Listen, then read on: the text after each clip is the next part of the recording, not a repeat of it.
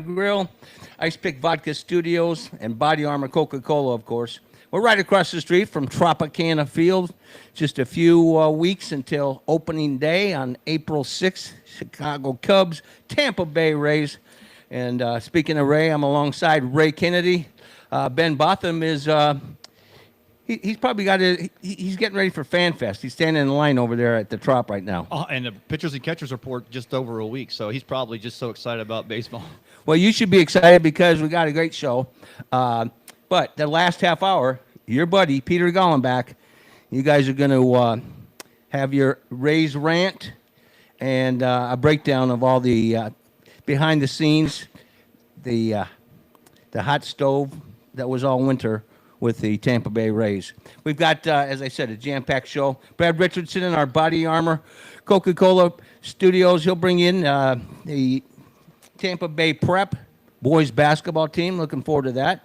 We're going to have a conversation with the athletic director, the Jesuit Tigers, and it's always great to talk to Pete Young. You and we'll talk a little bit about Belichick and getting the snub at the Hall of Fame, and then of course 1 week from tomorrow, the Super Bowl, and down here at Ferg's, it's the best party in the entire Bay, without a shadow of doubt. Even though our Bucks are not in, it's the best party by far. Where else are you going to be? And you got the Stadium Series game tomorrow night, Lightning hosting the Boston Bruins out there at Raymond James, and this place is going to be crazy down here. Everyone in their sweaters and all their winter gear. I mean, I'm sure the NHL, when they first scheduled this like 5 years ago, they were thinking 80 degrees. And oh, yeah.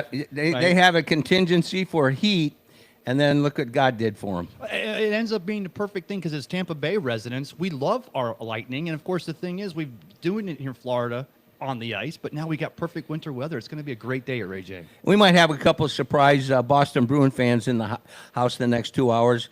Billy Mayfair, of course, he's with Dirty Water Media. They'll be shooting a broadcast for the Boston Bruins at the tailgate tomorrow.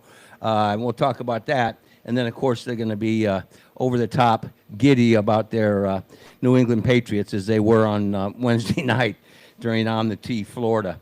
And we're also going to talk to Wyatt Ross. Boom. And there's our Lightning guy. You got your Lightning gear on today, buddy. Did we find out yet what Ross's exact role is tomorrow? I know he's working for someone. I posed that if it's ESPN, then that's great because the worldwide leaders finally getting smart and getting intelligence with their coverage. But do we know yet what Wyatt's going to be doing over there? Wyatt's going to be doing over there? He's saving that for the conversation. He's been kind of teasing us for the last three weeks. Yes. So I'm looking forward to that as well. So Raymond, you had a little cup of Ray this morning. What were your topics? The Gasparilla invasion. I heard a cannon off the coast today, and even you with did the weather, not hear. I started with the. Oh no, I didn't hear a cannon. But I mean, you got to paint the narrative. That's why we're live down here at the world famous. Have you ever been to Gasparilla? Yeah.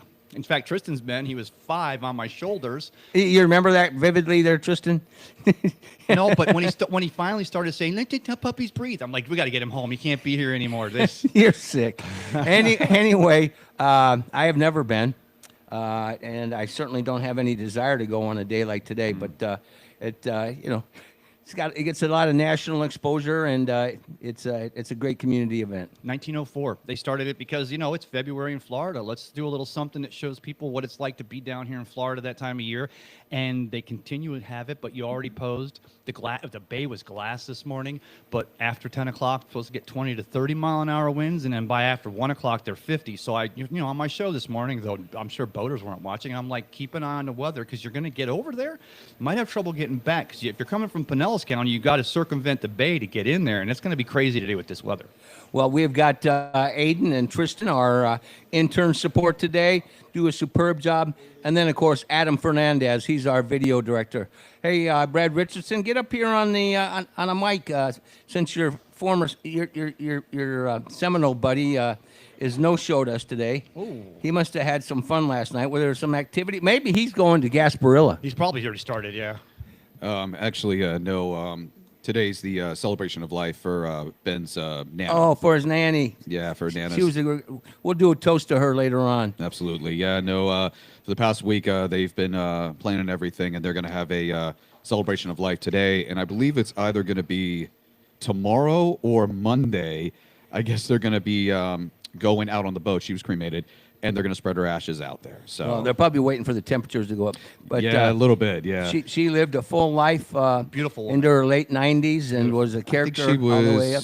Ben can clarify this as well. 96. 96 or 97. Yeah, I can't remember specifically. When you're in the 90s, who cares, man? Yeah, Well, and you know, absolutely. we know that the Botham family is beautiful on both sides. We know Ben's a good-looking character, but when he saw his grandmother, what a beautiful woman and what a great, rich history she had. I didn't know that the celebration was today, so I'll definitely reach out. I had a coffee here for him and everything. But Yeah, celebration of life.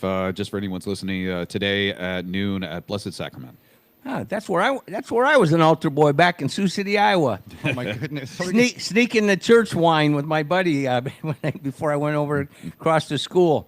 Anyway, let's talk a little high school before we get Pete Young on. Of course, he is the director of sports over at Jesuit, one of the Tigers, and he is kind enough to join us quite often. The regional start this week, is that right?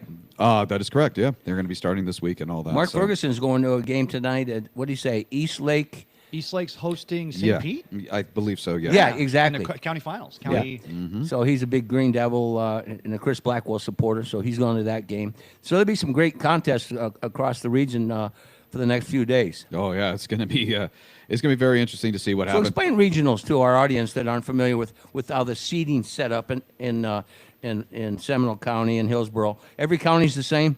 It's a little bit different. So, kind of like with football, everything's based on rankings. So, however they've done during the season, I'll give you an example. With Tampa Prep, they had two big games. Who we're going to have on it at noon? They're going to be on at noon and all.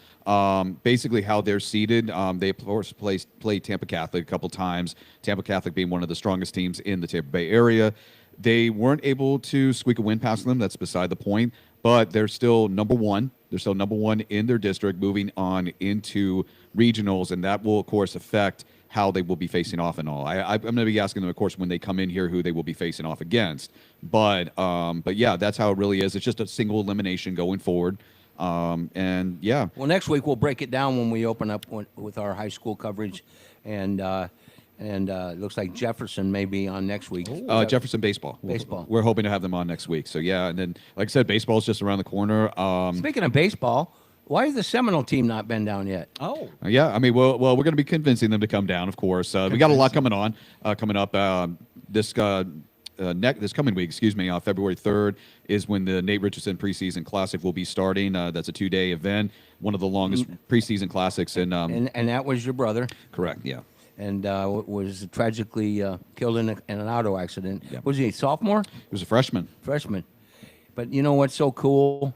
You know, I mean, the celebrations are of joy and of sorrow. But the fact that you guys have continued to recognize his name and the community's got behind you, that's very cool. Yeah, it's going to be the 12th year that we're going to be doing this. So it's been going on over 10 years, and we have teams around from really Pinellas County. That's one thing we've always been very, we really want those teams to be in. It's going to be Seminole, obviously, and then Pinellas Park will be there, Dunedin will be there, and St. Pete Catholic. Can I share though real quick? Because we just came for it. off of the Sun Bash, and we saw these teams are playing now in the county finals and championships, and the fact that you have a tournament, not just a tournament for such a good cause, but also to bring these teams together. So if you're not even just to support the cause, which you should be out there supporting and come seeing some great baseball. Yeah. And unlike basketball, which Sun Bash was kind of toward almost the end where they're ready, baseball is just getting started, and that's what spring training is all about. That's what a baseball season is supposed to start like that. And what a fantastic thing to have done there, Brad. And it's funny. Let's talk about tournaments real quick. In the county, during Thanksgiving break, Calvary Christian will have the Buckshot O'Sullivan Classic. We talked to him. And that's when we had Ray Swetlin on. And then you also have actually Seminole High School started the Adam Stephanie tournament. Adam Stephanie was, of course, a basketball player over at Seminole. He died tragically from a heart condition. Yeah. So Oh, my. yeah, it was an underlying condition. They had no idea it was there. And of course now they've discovered within the family they're, all of them have gotten treated for it. But Adam was a standout player on the basketball team. Josh Walker, of course, coached him and really, he really respected, Johnny, not Adam. His brother Adam still left, Johnny Stephanie. And, but Johnny was a standout player on the team and just a great kid overall. He loved to fish. And about a year later, Josh decided to start that tournament and all. And every year, the family does a walk over at Walsingham Park in honor of Johnny's memory, and the American Heart Association will get those donations. So baseball's rolling. Softball will be rolling real quickly. Yep. wrestling. We're going to have to break down wrestling. Oh, yes, and we're going to yes. I'm going to talk to Pete about getting the Jesuit wrestling team down, one of Well, the strongest in the country. Well, if they're listening right now, obviously, yeah, Pete and me are trying to work out the Jesuit wrestling situation. But also, too, I'd like to have, maybe after the season's over, have Jesuit versus CCC. So we have best in Hillsboro, one of the best in Hillsboro, and we also have one of the best in Pinellas. Let's go. You're listening to Tampa St. Pete Sports Connection. We finally got rocking and rolling. We're video streaming live on YouTube today, and then we will be YouTube, Facebook, and TikTok. Thanks to Adam Fernandez and all the work he's done with our Cracker Jack intern staff, and I'm looking forward to that, as well as audio streaming on RadioSt.Pete.com. Been our anchor since late 2019, Joe Bedreau. And then our own channel, Florida Sports Streams. You're going to see a lot more there. And I'm looking at adding FanStream to our mix as well, Ray Kennedy. You know a little bit about FanStream. A little bit, yeah. I'll tell you what. And best of the Bays right here. Let's bring everybody in and get them under one umbrella. Let's be honest with you. Put it in a big top. Put us in the center ring. We're ready to go. Okay, so before we get to high school some more, let's talk a little bit about Bill Belichick getting snubbed by the Hall of Fame. For me, what happened was I didn't even hear about it till the next day. That's how busy I was.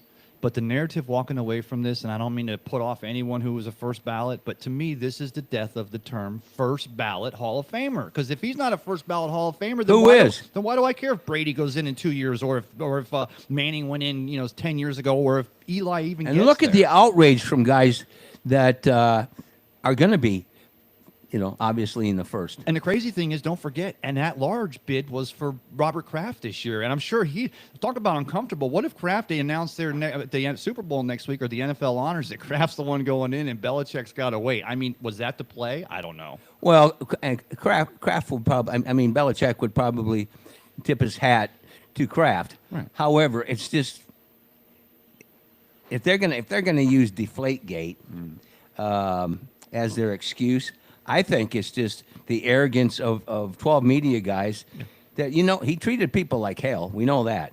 But so did Nick Saban. Oh, yeah. I So mean, did Bill Parcells for the most part. Except he for- was the worst. Yeah, and that's they learned from him. That's the Godfather, Bill Parcells. And go back and look at what Bill Belichick and Robert Kraft, they get along now too. And neither one's going to say a bad word about the other. But again, my thing is that you want the Hall of Fame to be exclusive, also inclusive, but you don't everyone, because there's a lot of players that should be in there that still aren't. I mean, you got coaches, and even Vince Lombardi wasn't a first ballot. How's that? I mean, Vince Lombardi wasn't a first ballot. I'm not sure how the ballot worked back then. I'm a Packers fan. I did not know that factoid. True form. And I'm not sure what the reasoning was for there. He was a jackass to the press too. Do we see a connecting line? Is there a narrative, right? I mean, so maybe the Hall of Fame. But that's not their role to have emotional equity and get butthurt. Because the guy is a professional. He doesn't want to answer some of your ridiculous questions that waste time. And the fourth estate is supposed to report the news, not make the news. And that's what it seems like we got in 2026 is the reporting, or the lack thereof, or the ones we still have. They'd rather except for the Tampa Bay Times doing a lockdown covering the stadium situation and the Catalyst, or guy Mark Allen Parker.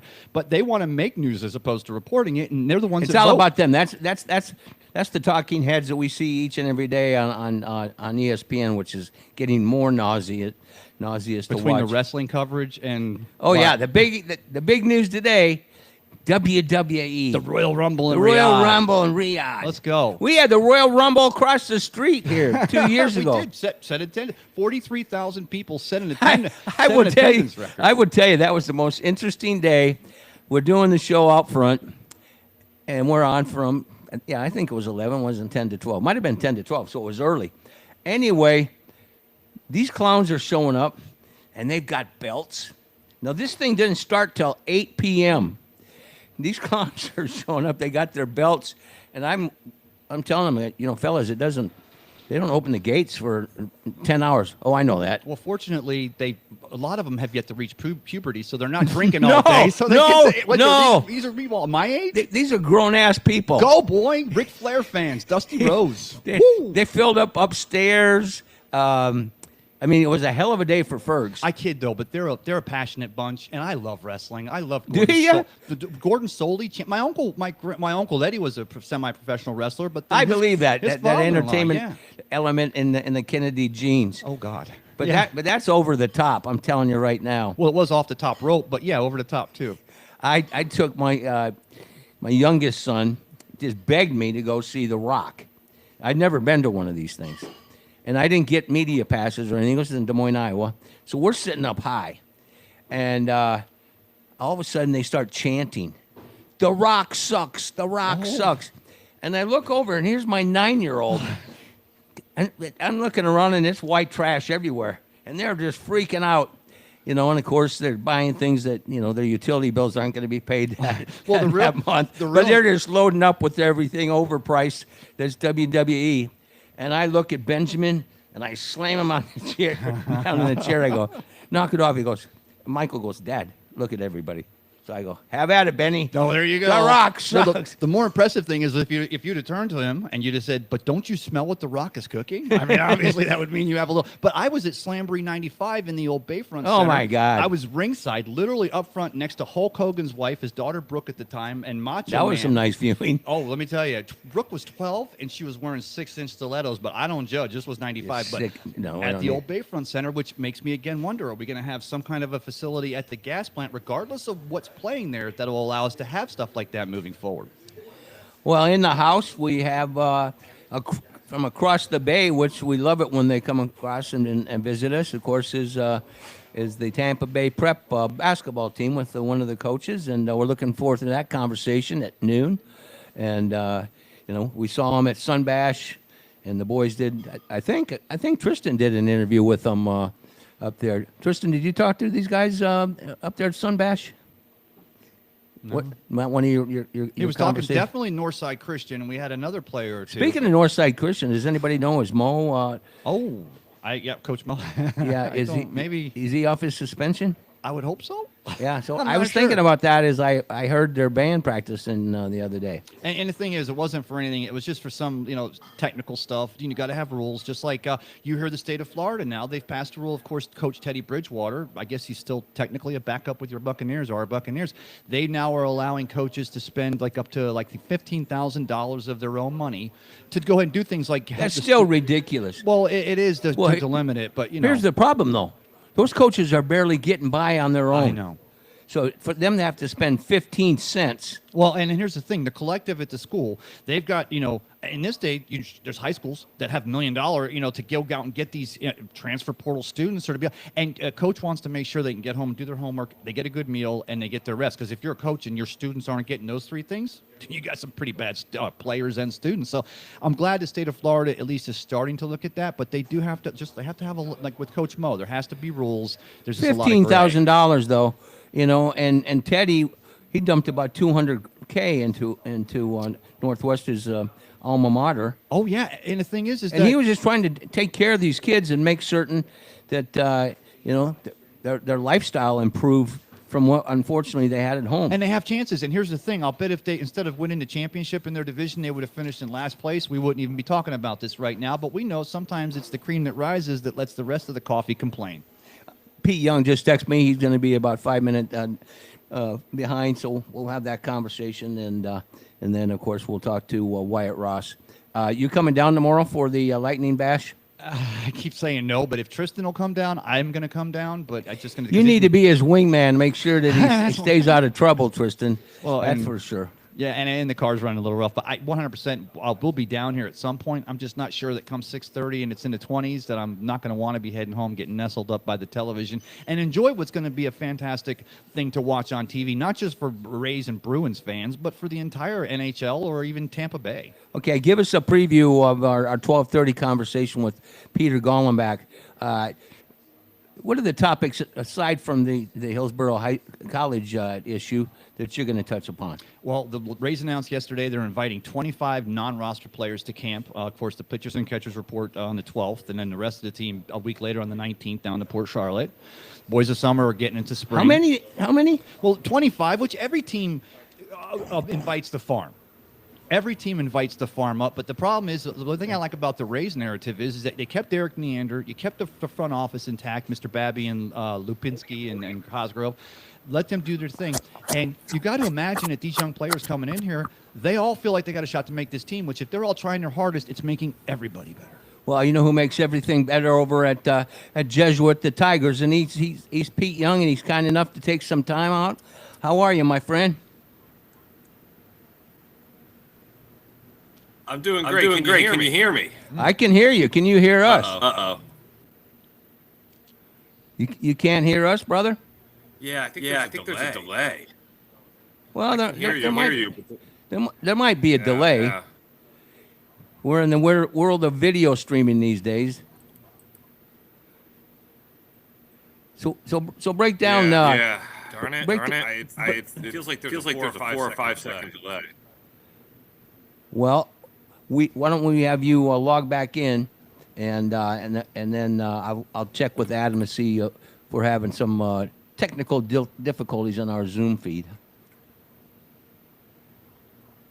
Well, I'll tell you what, if you don't mind me taking it back, 'cause we're talking about what Okay, Peter. I'll give it another shot. Sounds great. Wow, that was a 5-second delay. Sorry about that. Yeah. But you saw that. Remember a couple of weeks ago, or was it last week? I was out in front of Tropicana Field, and they were just skill sawing all the concrete. Lord knows what they're doing. It was right by Gate 6, which is the entryway. They're down the third baseline, and you saw that they put up a statue of Aki Imamura. Of course, celebrates the last out in the championship game or playoffs where we beat the Boston Red Sox right across the street at the Trop. That gets the out and jumps in the air, and that's the statue that's out there right now. I don't know if they're planning on putting some more. And someone said to me, well, why are they doing that? They're moving to Tampa or whatever. First, we don't know that yet. And second, we're going to still spend the next 4 years celebrating the best team in baseball. We're not going to just go put it on pause for 4 years. So get over that. Well, I'd like to think that the enthusiasm of keeping it in St. Pete for the next 4 30. months, 4 years, will elevate the participation, 100%. the energy, instead of everybody being pissed off and deciding what, we're going to boycott. Ben Botham, I'm boycotting. Instead of boycotting, celebrate and enjoy baseball for the next 4 years. Don't punish yourself. Before it goes over to Tampa. And and the stadium they built in Tampa, once they get the Bucks to go ahead, look, you're going to get all this property, and the Bucks can still build a stadium on that little footprint. And I don't know how that works, but once they build that stadium, it'll still be a place to go to. Don't get me wrong, but the next 4 years, they're going to build a little city around a stadium. We've got the Berg surrounding. It's already here. Tropicana We already have the city right around so us. I am going to party like it's 1999 for the next 4 years. I think at least 5 because it's going to take that long to. Well, figure and this this new ownership group, you guys interviewed them down here, you and Tristan and Ben and yourself, and they promised the fan experience across the street is going to be superb. And And they've So got to if you're getting that commitment out of them for 4 years, enjoy it. I mean, that's the best you can do. Come to Ferg's, we'll take good care of you. And by the way, Rick Vaughn may call in, former director of communications for the Tampa Bay Rays, and now he's the head of the Joe Madden Foundation for the homeless, and I've become a big part of that. So we're looking forward to that taking place as and well. not just that. Let me paint the picture here. 16 years at the forefront of your Rays as far as the media relations and stuff here. Big baseball fan, comes from Baltimore, has a history. And in those 16 years he worked here for the Rays, he wrote the most definitive, in-depth historical baseball book and history book about the city of St. Petersburg, and that is 100 years of baseball on the waterfront, how this sport shaped the city. If you don't like baseball, if you just want to know where you live and where we came from, this book will tell you. So love always talking to Rick Vaughn, just probably so studious and such a great guy. Gotcha. Well, let's talk a little bit about the Tampa Bay Buccaneers then, since you were talking about the stadium issues. Oh, Josh Grizzard, our former offensive coordinator, got hired yesterday by the Philadelphia Eagles to be their passing game coordinator. I'm not saying that so people are like, oh, we fired. That's a demotion. Well, it is, but like we got in Zach Robinson as our new OC. He was the OC with the Falcons last year. So in Grizzard's case, he got demoted. But I think the Philadelphia Eagles saw the same thing the Bucks did, and that is getting someone that served as an OC, whether successful, Super Bowl, or whatever, taking that experience and bringing it in, and he's going to add to their game just like we know that Robinson will add to the Bucks. Gotcha. All right. As we're efforting a conversation with Pete Young, should we just go ahead and call him and go direct on the phone lines? Okay. So I'll have you sync me into. Is he coming in? Let's give him a shout. Pete, are you there? I'm here. Can you hear me this time? Yeah. That's much better. How's that? That's good. I got off the laptop and I tried the phone. Ah, there you go, brother. You're a lot brighter than my old carcass, that's for sure. So what's going on? What's going on in Jesuit? In fact, we got Tampa Bay Prep right in front of us. We're looking forward to conversation with these young guys. What's going on with their decades-long competitor, the Jesuit Tigers? Jesuit Tigers, we're wrapping up.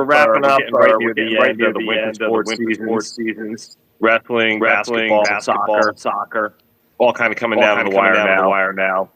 Soccer just won the district championship last week for the 42nd time in 45 years. And basketball just wrapped up the regular season. And wrestling has about a month to go.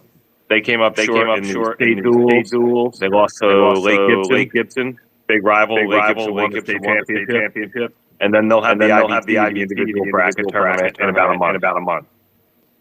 Well, we're counting on you getting those boys down here. I always enjoy having conversations with the wrestlers, being from Iowa, and I know that they had a great time coming down here as well. Hey, one of the wrestlers, Mike, is supposed to be featured today on Baby 9. I'm actually going to turn that on. His name is Reed Yakes. He's from over there in St. Pete, actually. Lives out by the Deer Beach, but he goes to Jesuit. Junior. He's having an outstanding season. And they came by. Smith came by Wednesday. And she told me the feature would run today on Saturday. So I got to keep my eye out for that. Great student. He's having a great season. He travels from Madeira Beach every day over there to Jesuit. He does. Amazing. I know. That's a kid of commitment. Yeah, hey, let's go back to the football season. Of course, your standout quarterback, Will Griffin, he's going to the University of Florida, broke every record there was, and he's looking forward to making a big contribution to the Gators football program. Now, his younger brother is going to Jesuit now already. He left Northside Christian. I don't know if that's official yet. I know that they came to open house. I know that Jack's been around Jesuit quite a bit. I know that the admissions process is still going on right now. But I know it's possible. For sure. And I know he's a great young player as well. He had a great season as an eighth grader for Northside Christian. It's amazing. Him and his brother. How well they did at a young age coming on into high school. He broke his brother's records, I believe. Yeah, I think he had a bigger season than Will did in eighth grade. Will had a pretty big season in eighth grade. So yeah, so maybe Jack's got his sights set on some of Will's record. I think the passing yardage is 12,299 yards. If I'm not mistaken. That's the Tampa Bay area all-time career passing yardage. So maybe Jack is gunning for that. We're talking to Pete Young, the Jesuit Tigers, right here on the Tampa St. Pete Sports Connection, brought to you by our good friends at Body Armor, Coca-Cola.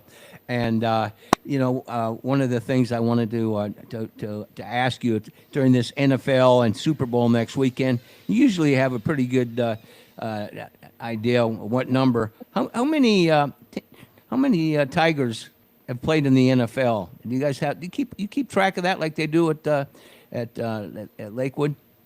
It's interesting. I think Lakewood's number one in this area, by the way. They got 17. Not a guy in the NFL. 17, Lakewood.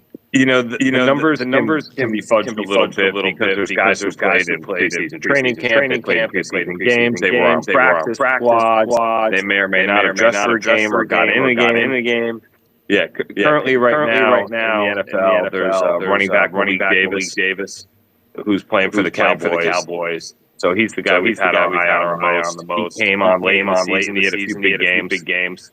Week 16, he went over 100 yards for the Cowboys. He had a big game on Thanksgiving Day, too, which was a blast to watch. And Malik's a legend. He might predate you a little bit here. I'm not sure exactly how long in the Tampa Bay area, Mike. Malik is Hillsborough County's all-time leading rusher. He still is to this day. Yeah, so he was a tremendous player for Jesuit. I'm happy for him. I started this in 2019.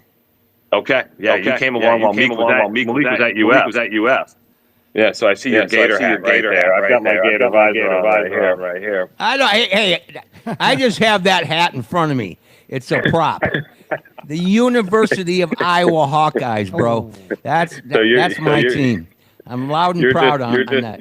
That orange hat is a win and roll moment. You're keeping your audience happy. Well, the proprietor here, Mark Ferguson, might differ there. He's a Florida State grad, and we have the Florida State Watch Parties. Sure. But I love the and in this state you're fortunate because you've got Miami and Florida and Florida State and UCF and USF and so there's a lot of interstate rivalries. Yeah. A lot of interstate rivalries, and I enjoy watching that emotion. But your Florida Gators, well, not too bad last year, national championship in basketball. Struggling a little bit. Recently too. Picked it up a little bit. They're coming back. Yeah, they're going to be there. Yeah, they're going to be in the hunt. That's your prediction. Okay, so I was going to mention Miami. I was going to give a little shout out to the Hurricanes. After what they did in the playoff, three really close victories in a row there. The Texas A&M victory that started out, held on against Ohio State, held on against Ole Miss. That was really close, controversial finish there at the end. Great game. So congratulations to them, but I can't say I'm unhappy. They didn't pull it out.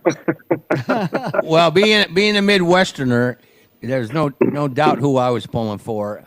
What do you make of Indiana, Mike? How did that happen? NIL and the right guy at the helm.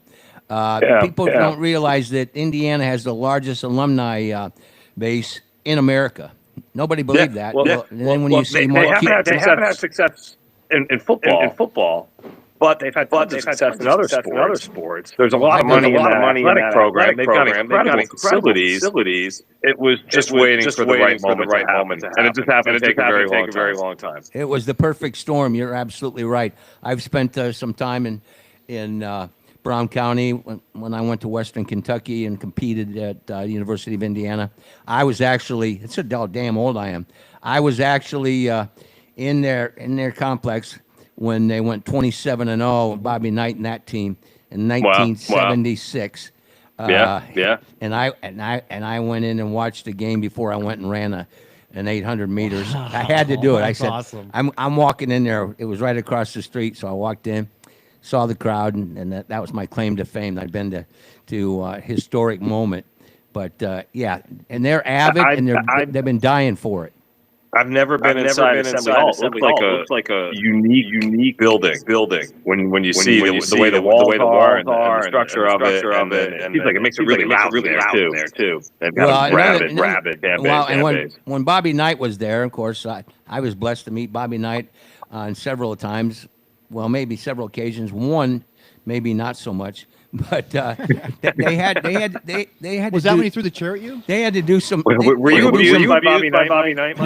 Yeah. Well, I can say that now. No, but they had to make a lot of modifications for acoustics because of Bobby. I'm sure trying to muffle his mouth on the sidelines. That dude, he came to a Sertoma Club stag in my hometown, Northwest Iowa, Sioux City, Iowa, one time, and he must have f-bombed in his speech at least 40 times. Yeah. And there were some people that didn't appreciate it, and some thought, this is what you get. I've enjoyed listening to his. I guess it was a halftime rant when they were losing to Purdue. Have you ever heard that one? Yes. Yeah. That's a classic. Can you imagine today's generation? No offense to we got some studs sitting right here in front of us. Today's generation, if coaches are in your face like that, they are. You're going to have some issues. But they don't call them out in public. That's their problem. You can't do that disrespectfully because these dogs are doing it unlike the, no offense, but the athletes of yesteryear. This is a job for them too, as well as being students. So don't disrespect in the public, coach. Otherwise, we're going to maybe lose respect for you a little. Bobby disrespected everybody from the president of the United States to his own frickin' family. That was just his MO. I'm trying to think. Well, the of nature of the anybody- relationship between coaches and athletes has changed a little bit. And the nature of the coaching profession seems to have changed. You're not getting. Well, it seems to be swinging now. The long time iconic coach. They're getting out. They're not enjoying the way things have changed. And the coaching profession is a really tough way to go. If you're a college coach, football, basketball, whatever it is, you are likely to bounce around a lot. Your family is moving every few years, and it's a tough way to go. The Bill Selfs of the world, and the Tom Izzo's of the world, those are the rare guys who make it and can call their own shots and can stay in one place forever. But for so many other guys, it's a hard way to make a living. Man. Well, there's so many things to juggle up. And Greg McDermott, head coach at Creighton University, the Blue Jays, is there you go. He's a very good friend of mine, and one of my best friends is on his bench, Jeff Vanderloo. And they're at the point, and all Jeff does, and he was one hell of a high school coach. All he does is manage the portal now. He manages the portal. He manages NIL, and he said, "Dude, I don't get to coach basketball anymore." He said, "But every program." Every Division I program has to have somebody managing that portal, managing NIL, and that's not what they signed up for. They love. No, they're rebuilding the team every year. They operate on a 12-month cycle, and every 6 months or so they have to get ready to rebuild the team. It's a tough way to go. It's a tough system. I wonder about the sustainability of it. I feel like there are more changes coming that might try to stabilize because it's making it hard. It has to happen. Fans and so forth. It's trickled down to the high school level, and I'm sure Coach will confirm that when we have a conversation here in a bit. It's trickled down to the high school world where it's having an impact as well, and unfortunately, not for all the right reasons. But as an example, I look at two. And I go back to my home state. I look at two terrible portal NIL moves, coaches moves. And Dan McCarney, he's a good friend of the show, former head coach at Iowa State, and he was on the national championship. He was part of that team for your Florida Gators. He's got two with Tebow and the boys. He's got two rings. I talk to him all the time about it. But Matt Campbell leaves Iowa State. And he did a superb Takes job. The whole roster with him. Took 43 players. 43 players left Iowa State and went to Penn State. Now that's you can't gut a program like that. That things have got to change without a shadow of a doubt. I hear you all the way. But then my University of Iowa Hawkeyes in basketball. They get Ben McCallum, who did a lot of great things at Division II and at Drake University, and he brings his whole team from Drake. What's good for the goose is good for the gander. And they all been on the same page, for 2.5 years, and they're having success in the Big Ten. But those are the scenarios you're seeing, my man. Yeah, it's a tough way to sustain the sport. And from all sides. And I didn't think about from the player side. The players are benefiting so much. They're making the money and so forth. It's like, okay, they're bouncing around to 3, 4 schools. Which one do they ever call home?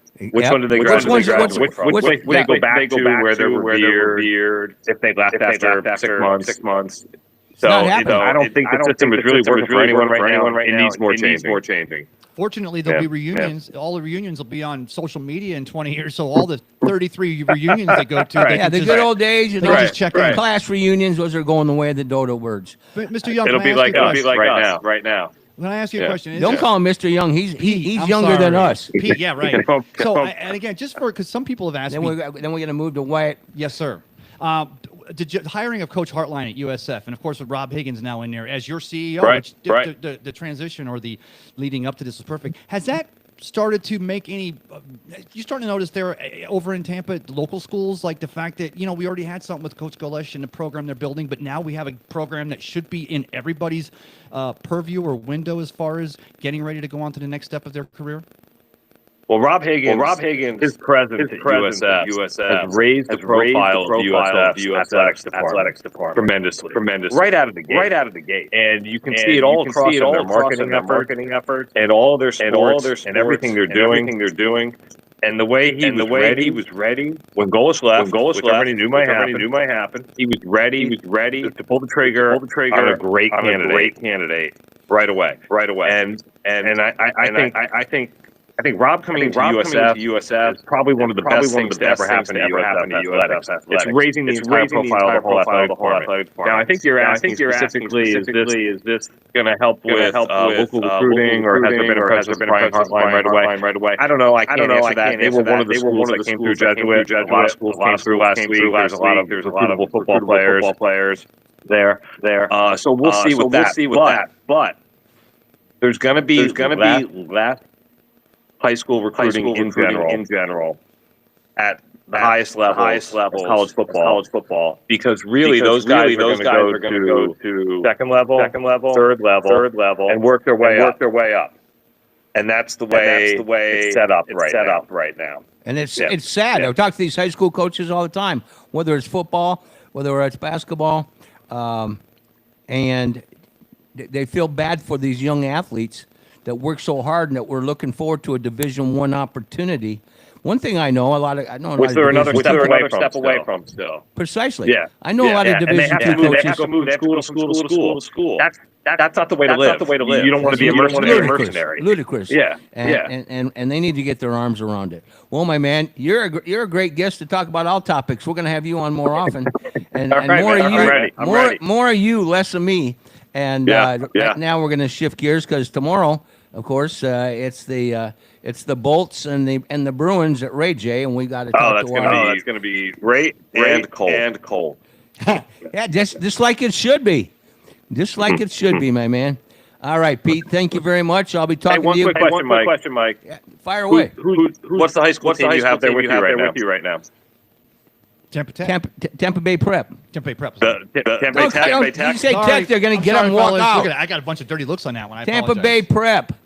Tampa Prep. All right. Yeah, they've got a great basketball program. Is it the basketball team? Did you hear that? Soccer team. That's a Jesuit guy saying you got a great basketball program. Well, their coach is the all-time winningest. He's number one. So ours is number two. We're blessed he's in the house. I'll tell you what, we're looking forward to that conversation. All right. You guys have a good time. We're going to shift gears right now. He's our own Wyatt Ross. He's our little phenom, of course. He's been in part of the Tampa Bay Lightning family for how many years now? You're 17 years old, or you're 16 now? 16. Since I was 7. So there he is. On the better half of a decade now. Better half of a decade. Are you going to break the news right now to us? What your role is going to be tomorrow over there? You've been hiding it from us each and every week. This is brought to you by our good friends Ice Pick Vodka as they walk in the house, Shipyard Brewing and Sea Dogs, and they're having a bash tomorrow with Billy and the gang with Dirty Water Media. Looking forward to that conversation. But right now, break the news, buddy. You've been teasing us. You're the youngest broadcaster over there. What role are you going to have tomorrow for this event?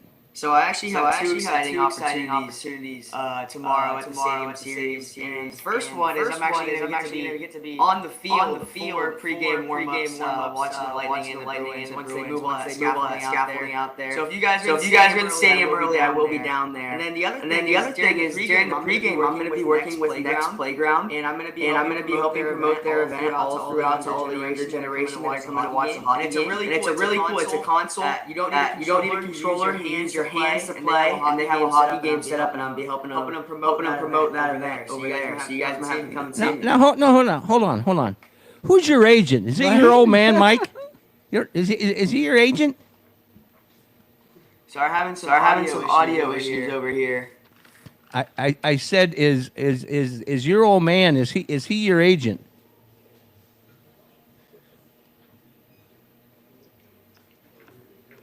We definitely lost him there, but I'll tell you what, it's exciting to hear that. Wait, can you hear me? Can you hear me now? I can hear you now. Yep, we're back. Okay, all right. I said, is your old man your agent, Mike? He reads the contracts for me. I could say that much. So you negotiate this stuff yourself? I was on the Zoom call for all that. I will say that I was on the Zoom call, but I don't know enough of the legal terminology quite yet to read He's my cutting deals. own So, contract. so you're an influencer, is what you're telling me. I guess you could use that word. I could say that. Well, they're writing you a check, I bet. There goes your amateur status. You can't play high school hockey anymore. Oh yeah. Hopefully I can. We only got two more games left until the championship for the districts in LHSHL. Well, we just told the whole world about what you're doing and called them out. and the jack you're making to be a part of that team. Congratulations. That sounds very cool. Anyway, let's talk about Bruins and Bolts, which is going to be exciting. And how about this weather? It's ideal. The Bostonians are ecstatic. This is what they dream of, and the Floridians are over at any store they can, and they're buying everything. They're buying boots. They're buying gloves. They're dressed like Ray. It's gonna be chilly. I was outside today around 7 in the morning. I stepped outside and I was just like, wow. It doesn't feel like Florida right now. It was quite cold today, and hopefully we can carry that over tomorrow. Won't have a Lake Erie situation. I don't know if you guys remember that. I think it was 2023. The ice was melting on them when they were playing the outdoor games. So I don't think we'll have any problems with that tomorrow. No, you're definitely not going to. But is it sold out, guys? I haven't seen it. Is it sold out? The tickets are over $500 each, so if it's not sold out, somebody's holding. 500 each? Well, I mean, give or take. Why? Do you got any update on what the ticket prices are in the range of? The cheap seats? I was hearing that the cheapest tickets being sold right now were just over $300. So I'd imagine it's sold out. That sounds like it. Oh my! That's all those Boston people coming down. Hopefully there's not too many yellow in the stands. I'm looking forward to watching it. What's at 6:30? Is that the puck drop? 6:30 or 6 o'clock? It's 6:30. I think we could expect a puck drop. I was seeing it was about 6:38. They're gonna get started a little bit late with the pregame ceremonies and everything. But I did want to talk about kind of going into this game. It's like a tale of two different stories between the Bruins and the Lightning. The Bruins have lost 7 of their last 10. Believe it or not, they have not been doing very well. But they did win their last two. So before that, it was even worse. I mean, they have a little bit of a hot streak going in, beating the Jets and the Blues, putting up 11 goals in those two games. And I don't know if you guys saw the Lightning game against Columbus last Saturday. 13 goal game, so maybe we'll see a high scoring event at Ray J. But the Lightning, I mean, they did get that first regulation loss, and I believe it was 15 games to Columbus 8-5. But they bounced back with 2-0 and 4-1 wins over Utah and Winnipeg. And this is an in-division game, and they can really start to pull away in the Atlantic and in the Eastern Conference and really get that one seed in the playoffs. If they start winning these conference games, I mean, they got Boston, Buffalo, Florida, all three in-division games against teams. Two of them were rivalries. Buffalo's on a hot streak this year. They're looking to make their first run to the playoffs, and I believe it was over a decade and a half. Don't fact check me on that. I'm not sure about the total years, but I know they've been on quite the dry streak from the playoffs. So it'll be a rough road ahead, but we get the break and the exciting game tomorrow. Wyatt, I heard you say that the Boston Bruins aren't having as much luck. Hey, they let Marchand go down to Florida, go down to Panthers, so it's their fault for letting that guy get away. I'm kidding. Exactly. But they're 16-1 over the last 18 games still. The hottest team in the National Hockey League. Even the NHL, nobody could have seen that when they scheduled this stadium series, 3 years ago, I think, is when we first got word or two. But the weather, too. Now, it could have been flip-flops and tank tops. Instead, it's going to be bundling up and having a good time. What would you, Wyatt, have personally liked to have seen? Or is this the scenario that you're liking most? I just checked out. I was a little bit shocked by that. Looked like we had two different sources. You are right. Their losing streak was in December, so I got that one wrong on my part. It looks like they were on a 6-game winning streak, and then they've won 5 of their last 7. So yeah, they're on a hot streak. So there we go. Two hot teams going into Stadium Series. They have been in high scoring games. Back-to-back overtime games against New York and Nashville. So I'm expecting that seeing these two hot teams collide is going to be a fun one. But I don't think the veteran group on the Lightning is going to let them get a loss in their very first hosting of a Stadium Series, very first outdoor game. Energy, it's going to be electric in the stadium. I already know that for sure. I think the Bolts are going to pull out on top. I mean, you already nailed it. I mean, we still have the Sabres, and then they finish with the Panthers, but then the Olympics, right? This is the third to last game before the end of the first half for the Olympic break, and we have 11 players playing in these Olympics, the most in the National Hockey League, representing their countries, and even Coach Coop. How many different countries do you know represent out of the Bolts faction? You got maybe Wyatt. I don't know. Wyatt, do you have this? Because I know a few of the names. I don't remember them all. I'm gonna look it up here real quick. Okay. I do know it's Canada, US, and Sweden for sure. Latvia? Might be missing Or a few. There was a couple of them in there, and I want to say even Russian. No, we don't have any Russian on the Russians team this year, but I mean 11. No commies? Not Okay, this- I got it. So Okay. we actually did miss a couple countries. So JJ Moser, probably the best defensive defenseman in the league right now, is representing Switzerland. We got Sweden, Hedman, and Holmberger playing for Sweden. Jake Gensel for the United States. Zemgus Girgensons is playing for Latvia in the Olympics. So that'll be a fun bolt to watch. And then Oliver Bjorkstrand is playing for Denmark. And then of course on Team Canada, Point Hagel and Cirelli. Unfortunately, no Russian team can't see Kucherov and Vasi. I think that Russian team could really compete. So hoping in 4 nations we see something like that. And let me tell you, the reason why, and I was leading to, is that because that with the Olympics, this game, we're having a stadium series. We're the hottest team, or one of the hottest teams in the National Hockey League, and we're going to have so much representation. But the fact that Vasi's not there, still I pose the best goalie in the world. At least he is for Lightning fans. But the Vasi's not there, and Cooch, maybe this team's not going to come back with a hangover from the Olympics, as tired as they might be, or do you expect to see this team come back again, committed and doubled down? I do see what you're saying there, but I don't think that we can expect them to come back just as good as they were right before. I don't think that we can expect that as fans. I don't think that's fair to the players. Obviously, Kucherov and Vasi not playing. I know they're probably going to get a little bit of FOMO watching the Olympics, and I think they're going to be hungry, ready to get back on the ice. But I mean, just like we've been saying, when you got 11 guys playing in the Olympics, way more than any team in the National Hockey League, you're going to see that. You're not getting the All-Star break that you usually have, and I think it's going to help that. Arguably, I don't even know if it's arguable anymore. The best player on the Lightning, if not the best forward in the NHL right now, is getting that break, and the best goaltender in the NHL right now is getting that break. It's definitely going to help them get out of like a little bit of a slump I expect to see right coming off of that break. But I do think that it won't be as good of hockey as we're seeing right now. What high school do you go to? I go to Cypress Creek High School. Gotcha. And we'll be reaching out to the athletic department and checking the regulations to see if it's okay if you're on commission now, that you're an influencer. But we're very proud of you, man. It's very cool that you got that opportunity. 2 opportunities tomorrow. You better get some rest, and I'm sure you're jacked up about it. Absolutely. And I actually will say, it reminds me, I believe it's next Saturday coming up in the Lightning's home stadium, Amalie Arena, is the high school championships. Both JV and varsity for Cypress Creek High School are in the Final Four right now, so could end up seeing both of my teams represented in Amalie. What's the new stadium? The Bench.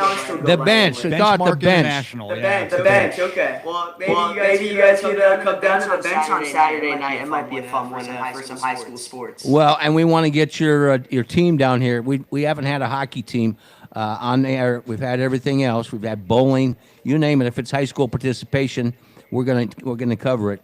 But we'll have to get your hockey team down here, win, lose, or draw. How's that sound, brother?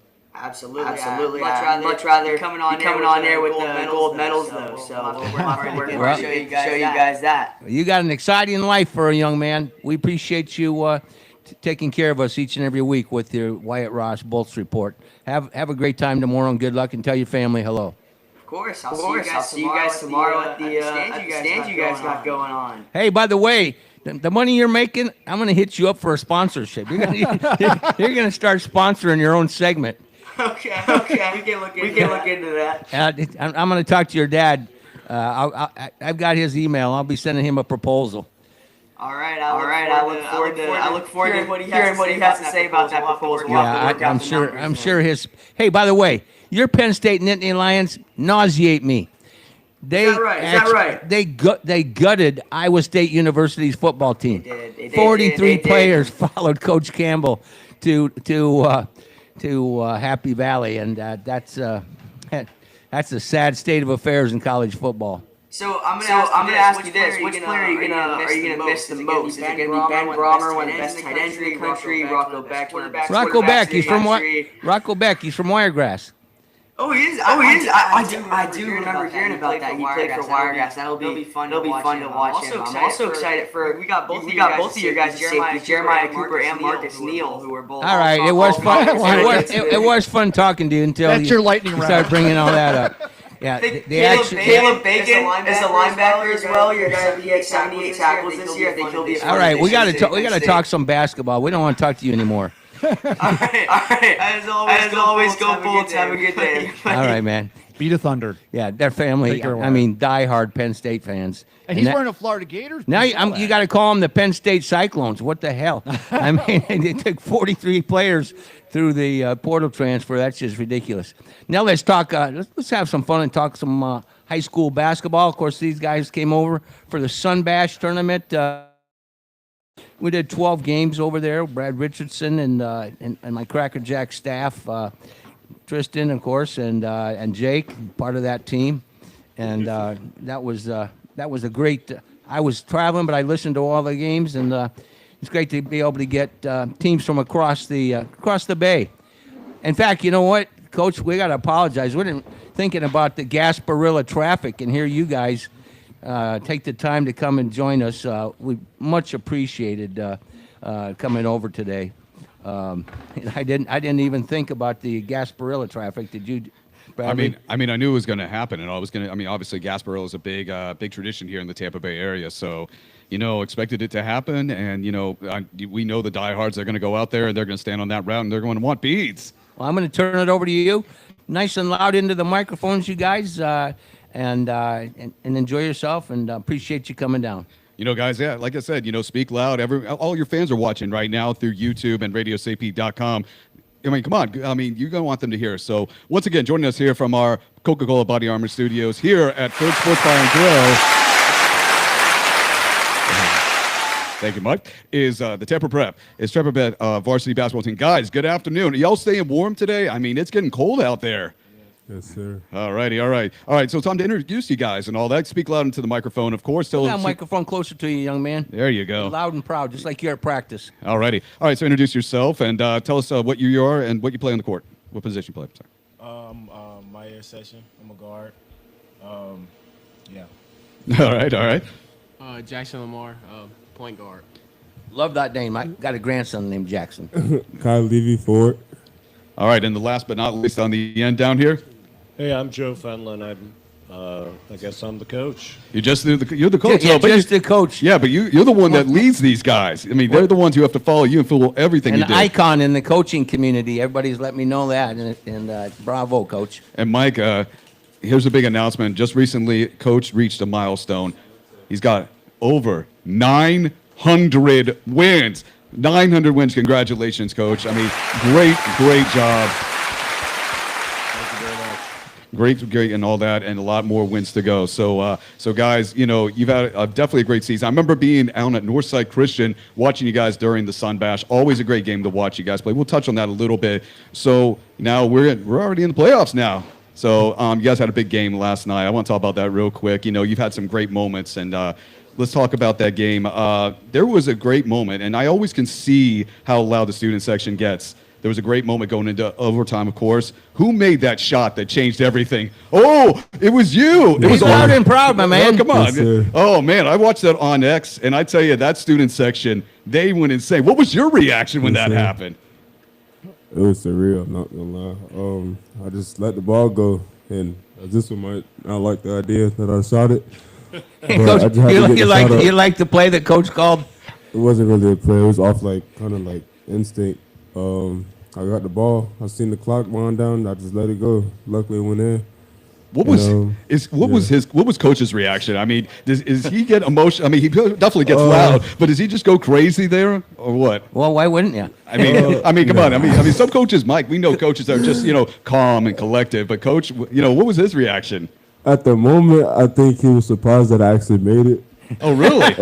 He was surprised. Yeah. Come on. I mean, Coach has faith in all three of you guys here, so he knows you're going to do the job and you're going to get it done. Come on. Yeah, I'm usually the one to get it done It inside was the paint. exactly the way we drew it up. Of course it was, right, Coach? Absolutely. Yeah, and that's your story, and you're sticking to it. Right. You always want to give the last shot, a three-pointer, to someone who's never taken one before. Because nobody's going to expect that. That's a very good point. So, you Yes. know, we went with the unexpected.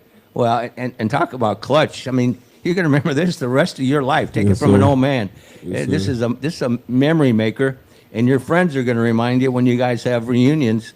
Remember the shot? I mean, Yes, sir. how impressive. You know, I just want to touch on a few things before this interview. Dave, he was giving me a little information about you guys, of course, going on to Max Preps. Kai, we're going to touch on this. You lead the team in rebounds right now. Yes, I mean, sir. again, the three-point shot. I mean, but rebounds, great, awesome. sir. And right now, you're second in the state and first in 2A block. And Jackson, you lead the team in assists. Pull that microphone closer, Jackson. Yeah, I mean, come on. I mean, guys, you're doing great and all that. Recently, of course, too, this is actually before the Sun Bash. A couple of you were named very big in the Suncoast Classic. All-tourney MVP, Kai and Jackson, and my here, you were also all-tourney. So, Coach, I got to tell you, you got one of the great teams down here, just always a powerhouse. One of your great teams, yes. Absolutely. And so let me ask you guys, let's start out. You know, I was talking to Dave, and some of you have played basketball since elementary school. How did you guys get into basketball? What was the people that encouraged you to play? I'll say probably my mom. She's not like your average, like, I guess, basketball player. And I guess the county, she's like 6'5". 6'5", wow. Yes, sir. I'm only She teach you that shot, a clutch shot? No, sir. No, sir. She was strictly inside as well. But, yeah, she kind of got me into it. I think it was kind of late, but I think it started, like, everything happened for a reason. So I think I started right where I needed to. And like Dave said, I've been with the skill center for like over like 12 years, 11, 12 years Wow. going on now. Wow. So that's kind of like my family. Jackson, what about you? What about you, man? I've been playing for as long as I can remember. My whole family played basketball. My uncle is in the Hall of Fame in Maine. Wow, wow. You said Maine? Yeah. There's the gentleman behind you is like the governor of Maine. My uncle's name is Uncle Greg Frame. Oh, wow, look at that. He owns Small world, small he world, owns Sea sir. Dogs and Shipyards up in Maine, and he's down here. He's one of my title sponsors. But it's a small world that you would bring up Maine, and he comes down today. Of course, you know, in the NBA, there might be a little player from Maine that's doing pretty well. Yeah, he's got to be every kid that from Maine's idol, without a shadow of doubt, and every 19-year-old in America. All right, what about you, man? What got you into basketball? Again, like I said, many of you played since elementary school. I don't think I played since elementary. Oh, you haven't? Oh, Not that man. long. I think I started about 8 or 9. My dad, you know, he played college basketball at Montevello. Oh yeah. Wow. So he really loves basketball. He takes it really serious. And I remember every day after school when I played for the rec league team, he would troll me about my left hand layup. Hey, but that's what a great coach and a great dad does. That dude. resembles somebody sitting in front of a mic right now with my boys. And every day after school, I would just go in the gym and I would dribble around the court with my left hand. And after a while, I got pretty good at it. And he's seen the progression I've made throughout the years, and I think he's really proud of me. So, so real quick, you know, what was your journey to Tampa Prep? What brought you guys over there? I started playing AAU basketball with Jackson and Dave my 8th grade year, I'm pretty sure. And I was looking for a high school to go to, and I knew I had it was a really good basketball program. And I had some friends that went there, and I knew the chemistry would be there. So I chose Tampa Prep. And of course, Coach Finland. I mean, come on. I mean, he's an icon great. here. He's an icon in the Tampa Bay area. So that was an even more reason to go there. What about you, Jackson? What brought you over to Tampa Prep? I've been at prep since 6th grade. Oh man. I used You're a to, lifer. You grew up there. You grew up there. I mean, I've- you grew up watching these guys on the court. I used to go to Coach Fenlon's game like when he had like Jawan, Tyson Ward, like his star teams, and then I was like, oh yeah, I'm gonna go to this school, and then I got in, and then I've been there since 6th grade. Wow. And that's the beauty of these schools like that. And I come from that kind of a background, is the young kids looking up to the players that become their idols. I mean, they're only high school players, but the young kids, 6th grade and even younger, they want to be you guys. And now you're doing that to those young kids, and that's what's really cool. And you can see it, you know, in your fan base. All right. sir. What about you, Kai? Come on. What do you do? My freshman, sophomore year, I went to Sefton Christian Academy, and going into my junior year, I was looking for a new home, and luckily, I got in contact with Coach Finley, and he was able to pull some strings for me, and here I am, graduating from Temple Prep. Hey, that's a great thing and all that. So, sir. all right. So, you know what? With any school, I mean, private schools are very big with this. I always see there's a big community there. You know, as you said, Jackson, you watch these guys, you know, you were there for those games, you know, starting in 6th grade. Tell me about the family there at Tampa Prep. I Well, you got fans this young. Look at the little one in the corner. Yeah, I look mean, at that right over there. Look at that. You start grooming them at an early age to be fans there, Coach. By the way, That's my ear's favorite fan right there. oh, absolutely. Who is that, by the way? Is that your, It's my baby sister, what's her name? Cecilia. Cecilia. Oh, Cecilia's beautiful, in the house. beautiful girl over there. Obviously, your mama's over there, and also, and look at that. She's already holding a basketball as well. Already training. Look at that. You working on her game, are you? No. handles it a My little dad better does than not my want ear. her playing sports. Oh, No sports for her. Nah, especially not basketball. oh man. So tell me about Tampa Prep, the family there, and I mean, you can see an X about just how supportive they are and how loud they get during the game. Jackson, go ahead. Tell me what that's like. I mean, my number one reason from going to prep was coach. At like the start, I was like, yeah, I'm gonna play for coach. Cause like now, I was part of the 900 team. I was there for 800. Like I have all that stuff, and like now, I mean, he's the most winning coach in the state of Florida, and yeah, it's family everywhere you go. Like you have 6th graders at your game now. That's like a good part of our school. It's 6 through 12.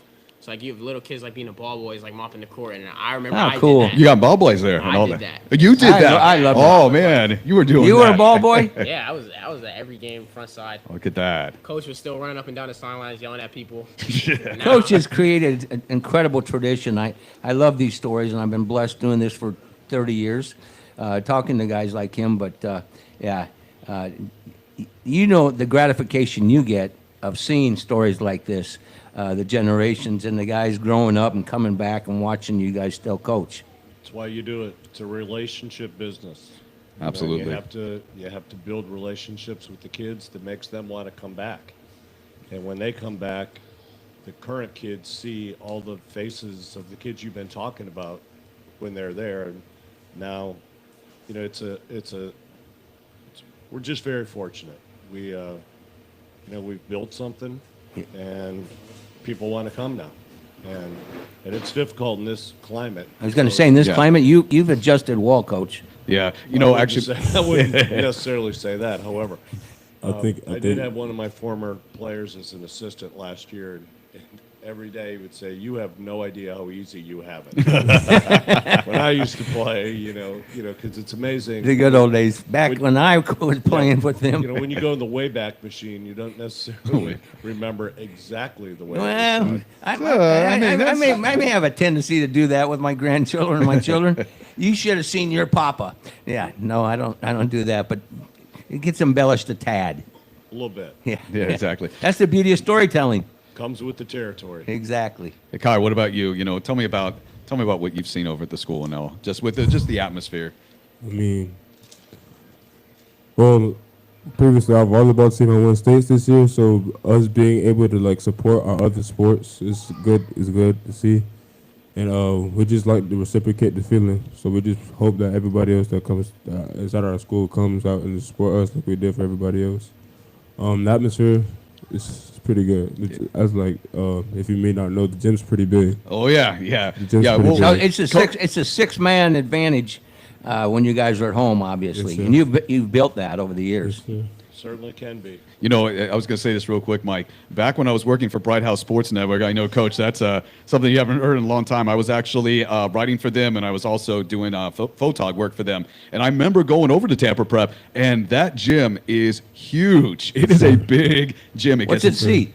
Oh God, It's about 1,000. It's about 1,000. Yeah, it's about right. Yeah, Yes, sir. but I remember interviewing you, Coach. It was a long time ago, but I remember interviewing you and all, and it was great. And all. It's been a long time. But anyway, so let's back to these guys and everything. So, you know, Kai, you are a senior this year, Yes, sir. and you reached a great milestone. Obviously, of 1,000. You got 1,000 rebounds. Yes, sir. So, you know, there's a lot of college opportunities here for you and all. let me ask you this: what all advice has Coach given you about what to expect and what to be excited about going to the next level when you do go to college and when you do make that decision, of course? One thing I would say that he's probably told me is just keep doing what you're doing. You know what I'm saying? Well, besides all the yelling that he does in the game, it's not a locker room. That right quiet now. guy sitting next to you yells. You Yeah, would- I can't imagine that, Coach. You would only know. a Kai. yeah, I bet. I get the worst You only of got it. 1,000 guys that'll argue that point. Right. Yeah, I'll get the worst of it out of everybody else, I'll say. Well, but you know why? Typically, Why? and this is an outsider saying it, but Right. it was even me when I was coaching my young guys. That's because he believes in you, Yes, and sir. he knows you're strong enough. And you made that shot last night, didn't you? Yes, sir. Yeah. Exactly. Yeah, you got 1,000 rebounds, don't you? Yes, sir. Yeah. So he's believed in you, and he saw something in you, and that's due to your work ethic. I would assume all this. I mean, hey, But- but I mean, when he leaves Tampa Prep, I mean, he's going to have his name on a banner in there, so you will be immortalized Yes, sir. forever. Immortalized now on, Yeah, on, on, on, on X, yeah. here's the world that's going to keep you around for a Yes, sir. long time because Yeah. that is on X, and that's your generation. You had to get out black and white film back in my day Yes, and, sir. and cut the clips of stuff like that. Yes, Hey, sir. yeah, Kai, real quick. With senior night, obviously, that was definitely an emotional night for you. Yes, sir. Were you crying a little bit when you were walking? No, I was just excited to see You everyone know that came out. Hey, He's hey. the tough guy. You don't accuse him of crying. Hey, come on. I gotta ask. You're a not gonna question. admit There's it. always one moment. There's always one moment it does happen. Did you Nah. have any emotion, of course? Of course, I was very excited. Like I said, from growing up, I used to watch all the other seniors before me do their senior night. I'm like, yeah, I can't wait to do mine. I'm gonna be so excited. And yeah, I was very excited. But during that game, I was like, all right, yeah, I'm gonna try and do what I can, but I'm not gonna be too selfish. But I guess Coach made it pointed out that I was being a little unselfish because I let the other 5 guys start before I did. Yep. And I just Bravo, man. Yes, Yeah, sir. look at that. I really wanted to talk to that for Yeah. a second to tell you about the Yeah, character yeah. of this young man. We had 6 seniors, and as you know in basketball, you can only start 5. Yep. Really? So I had met the kids. I know. It's Really? Newsflash. I debated starting 6 and starting with the technical. And I said, no, we probably won't do that. So I brought the 6 kids together, and Kai said, let the other 5 start. yeah. And so to Bravo, me, young Yeah. man. no, to me that was That's a hell of a statement. Unbelievable thing to Unselfish. Yeah. to be the caliber player he is, and on his senior night, just handing it over to someone else. One other quick story. Go for it, Coach. That's why you're here. You tell the stories. He's been asking me We'll all shut year- up. He's been asking me all year if he could take a 3.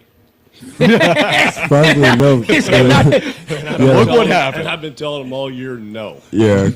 And then on senior night, I asked him to take one, and he said, yeah, I put him back in so Like that 10 I could take seconds. him back out so that he could get the applause he deserved. So when when I put him in, I think for like 20 seconds, took him back out. He goes, "I thought you were going to let me take a 3." because he didn't No, say I anything. was getting you out before you took the 3. It was only a defensive possession, so I thought, all right, I'm gonna stay for defense and then go sit 3 on offense. Defensive possession was over. Whistle blew. I'm out of there. Well, you got but you got a bigger chance at the end of the year. That Yeah. meant a lot more. Yeah. God wanted that to happen, dude. Right. Oh, yeah. He's That's currently our definitely. best 3-point shooter. He's 1 for 1. 1,000%. Yes, sir. You know, it's of course we were over there live streaming for the Sun Bash, and all you guys were here for Sun Bash Media Day, and all shout out, of course, to Mr. Jake Perper. I was there for the Sun Bash all 3 days, and great games you guys played. The one that still stands out is the Bogey game. Yes, sir. Oh, that was an exciting game. Yes, sir. That place was packed. Everyone was loud. Everyone was on their feet. Yes, sir. When you got into that game, of course, you had to go into overtime. You know, you guys can attest for this. You guys must like overtime. It's not many chances that we get. But let me ask you this: how do you get that second win just to keep going? You know, just to not let oh God, we got to play. We got to keep going. 4 quarters done. How do you guys keep going into that? I got to tell my guys we got to keep playing. Game's not over with. Still got a chance to win. Let's take it. With the game yesterday, of course I had the 3, but I was like, yeah, it's not gonna back off. Yep. We got 4 minutes to play. We still got to keep playing. The Bogey game, but props to Anthony Brown, but he's a good player. Yeah. And then he was taking over the game, so I was like, yeah, we got to keep going. Stop backing up on defense. We gotta show them what we can do. But also, when you get to overtime, basketball is a great game. We all love it. But it's also the experience that you want to give these kids. And I can remember just at the Berkeley game that we just played. Yeah, that was another one, yeah. Between the regulation and the overtime, I remember sitting in front of the kids going, if you are not loving what's happening in this gym right now, you need to get your hearts checked. Because I think you take some of the anxiety and all of that and let them experience the moment, because you're not always going to get that moment. No fear. No fear. Hey, if you win, you win. If you lose, you lose, but you'll never have this moment again. So let's cherish it. Let's pull together as a group, and let's figure out, however it's going to happen, let's figure out what we need to do to come up on the high side at the end of this game. So, and there was a lot of that went in that game. It was the last regular season game. It was a big game for us because, it was Berkeley Prep. It used to be the Headmaster Challenge, but I don't know what happened to it. But previously we lost to TC, and that one really hurt. That one really hurt for me because I really wanted to beat that team because of how good they were. Yeah. And we lost to them, so I was like, I'm gonna just get it back on Berkeley.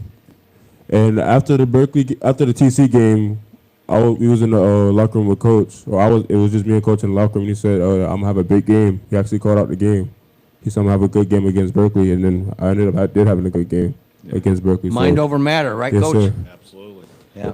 It just lets me know that The reason why he's had a little he has my success back. in the last 40 years. It's next game. You can't control what's already happened. That's why the windshield's a lot bigger than the rearview mirror. You gotta look ahead to the next game, not worry about the one that's passed. Does he got a bunch of old lines like that? Yes. Yes. That's because we're old. Yes. And not getting any younger. Unfortunately. Well, this keeps you young. Yes, it does. Without a shadow of a doubt. It keeps me young just having the conversation with these youngsters. And Coach, by the love way, it. what's how many seasons have you been coaching Tampa Prep? It's my 43rd. 43rd. Wow. Bravo, man. Bravo. So hey, I'm sure you've Jackson, turned. I guarantee, without knowing, that you've turned down offers and opportunities. But this is your family. Yes. Opportunities, yes. I had a McDonald's All-American who went to Duke, and there were a lot of opportunities that were afforded me during then. And I'm like, you know what? I loved where I was. I love the kids that I come in contact. And, you can chase money, you can chase fame, but you can't get the relationships that I get to have every day. It's and I know I don't want to overplay the relationship business, but I truly believe our program is about relationships. It's about, pulling the weight for the next guy, do your best so the guy on your right and left, when you come back 5-10 years from now, they're going to know you gave your best as well. Well, in this world, and you look at it in this world of the portal, NIL, what you're doing at Tampa Prep is to be highly commended, especially from us OGs, to see that somebody still is successful and getting to these youngsters. You guys are blessed. A lot of people say, "Man, your coach is a dinosaur. He's been around. He's been around forever." Well, he has, but he's also instilled qualities that will be through the test of time, make you great young men, and that's what I assure you. That's his goal, or he wouldn't be there for 43 years. Yeah. All right, guys, let's talk about this. Every team has their traditions. Take me through game day. What's some of the traditions that you guys do to get yourselves in the mood, get yourselves locked in and ready for the game? Mayer, let's start with you. Mayer, sorry, School. Mayer. Well, yeah, of course, And yeah. After school, we have team meals that's provided for us from the snack bar concession stand. I thought you were going to say the snack bar machine. I'm thinking, you raised the bar on those pre-game, Coach. First of all, we start off by supporting our JV team, which they're great. They're doing what they need to do.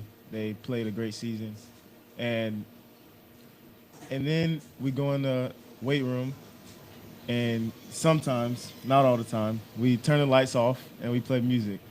and we just jam out as a team. Who's, All right. who's yeah, playlist? Who's in playlist? charge of the playlist here? Oh, sometimes It's usually me, but I got some headphones, so I just jam up by myself. But it's usually the Jackson or some of my other teammates. Before you leave, can we swap playlists?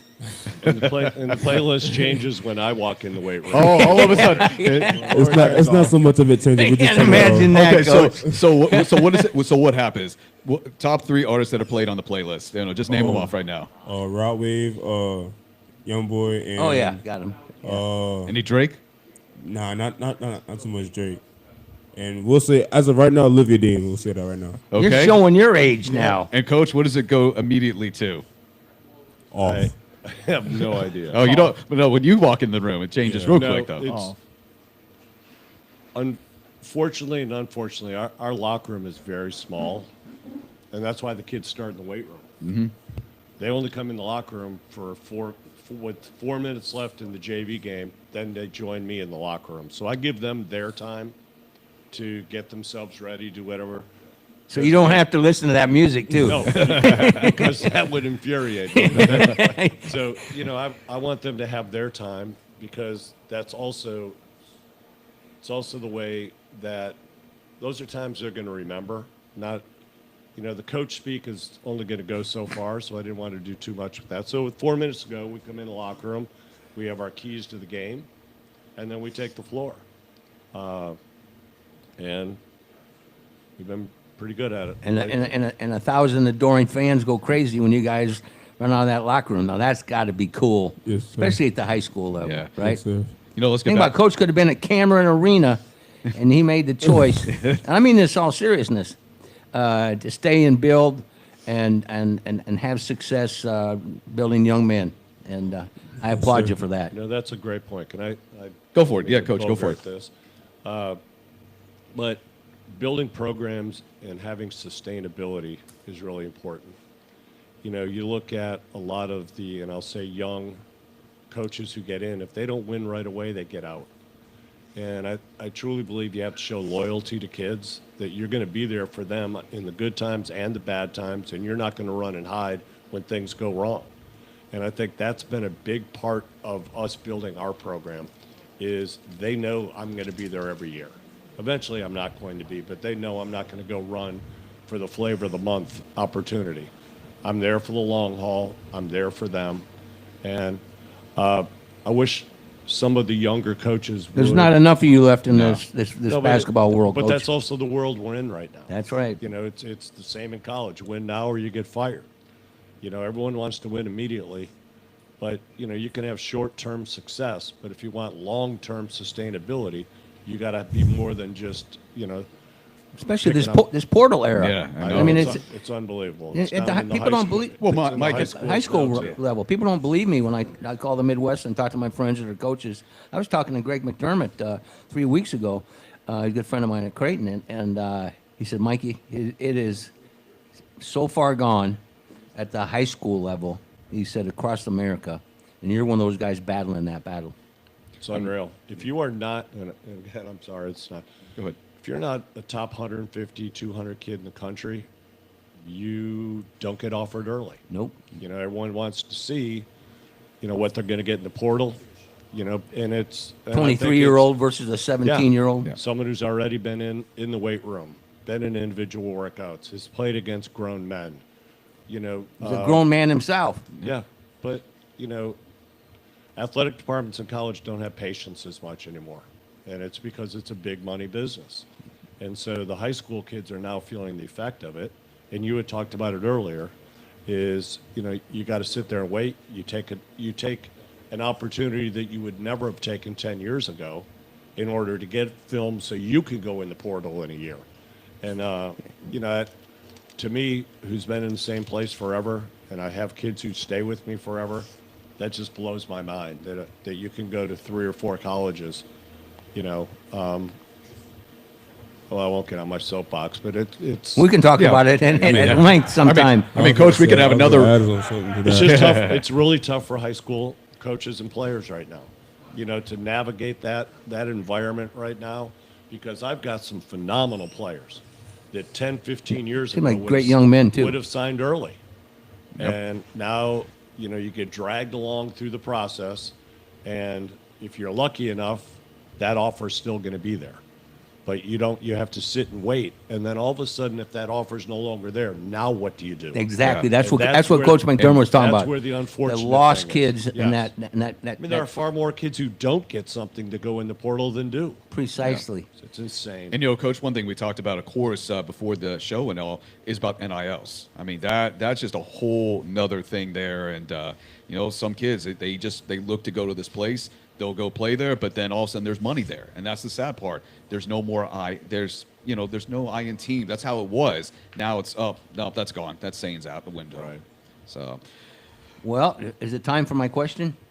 I guess, Mike, if you want to go ahead and do it, go for it. You like this part of the show. So, guys, listen Well, to Mike. first of all, Mike's lightning round. First of all, the number one thing for me each and every time, and I've been doing this a long time, is recognize the people that helped you get to where you are today. Your family, maybe some coach in the past. Recognize them in their name, because we archive this, and now it's videoed, and it's a memory for you to express your appreciation to them. First starters is my mom.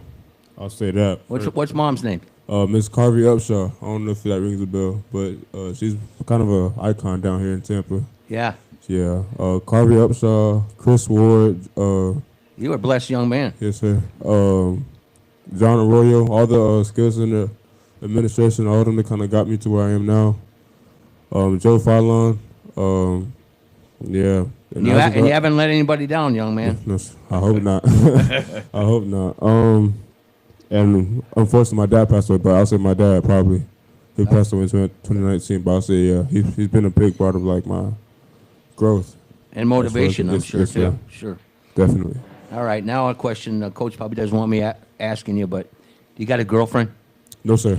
All right. Great smart answer. Smart Good- man. great already off the answer. bat. No, As I sir. tell the kids, the female gender is not disappearing anytime soon. Hey, So- you are in Yeah, the we same got thing. we got plenty of time for The that. same page, Coach. But hey, of course, no distractions, especially right now in the playoffs. So, all right, Mike, back to you. Jackson. Well, he's got a girlfriend, I can well- tell. He doesn't. Does he? Yeah, because he's over there going, oh, man. It's okay. We love him. We love him the same. Hey, you're obviously successful, so do not be bad karma to change it right now. No matter what two old men say, it would be bad karma, so stick with it. What's her name? Mila. She's on the state. She's one of the states for volleyball. She's on the volleyball team. Wow. Yeah, She's a studette in her own right. Yeah, she's. I mean, I don't find distraction because like she's an athlete, and so like it's okay for me to know like when it's time for me to go to work, and like I don't really. I mean, she helps me because my coach family want to yell at me in the middle of the game and run out on the court and do some crazy stuff. Like talk to her and be like, oh yeah, it's okay.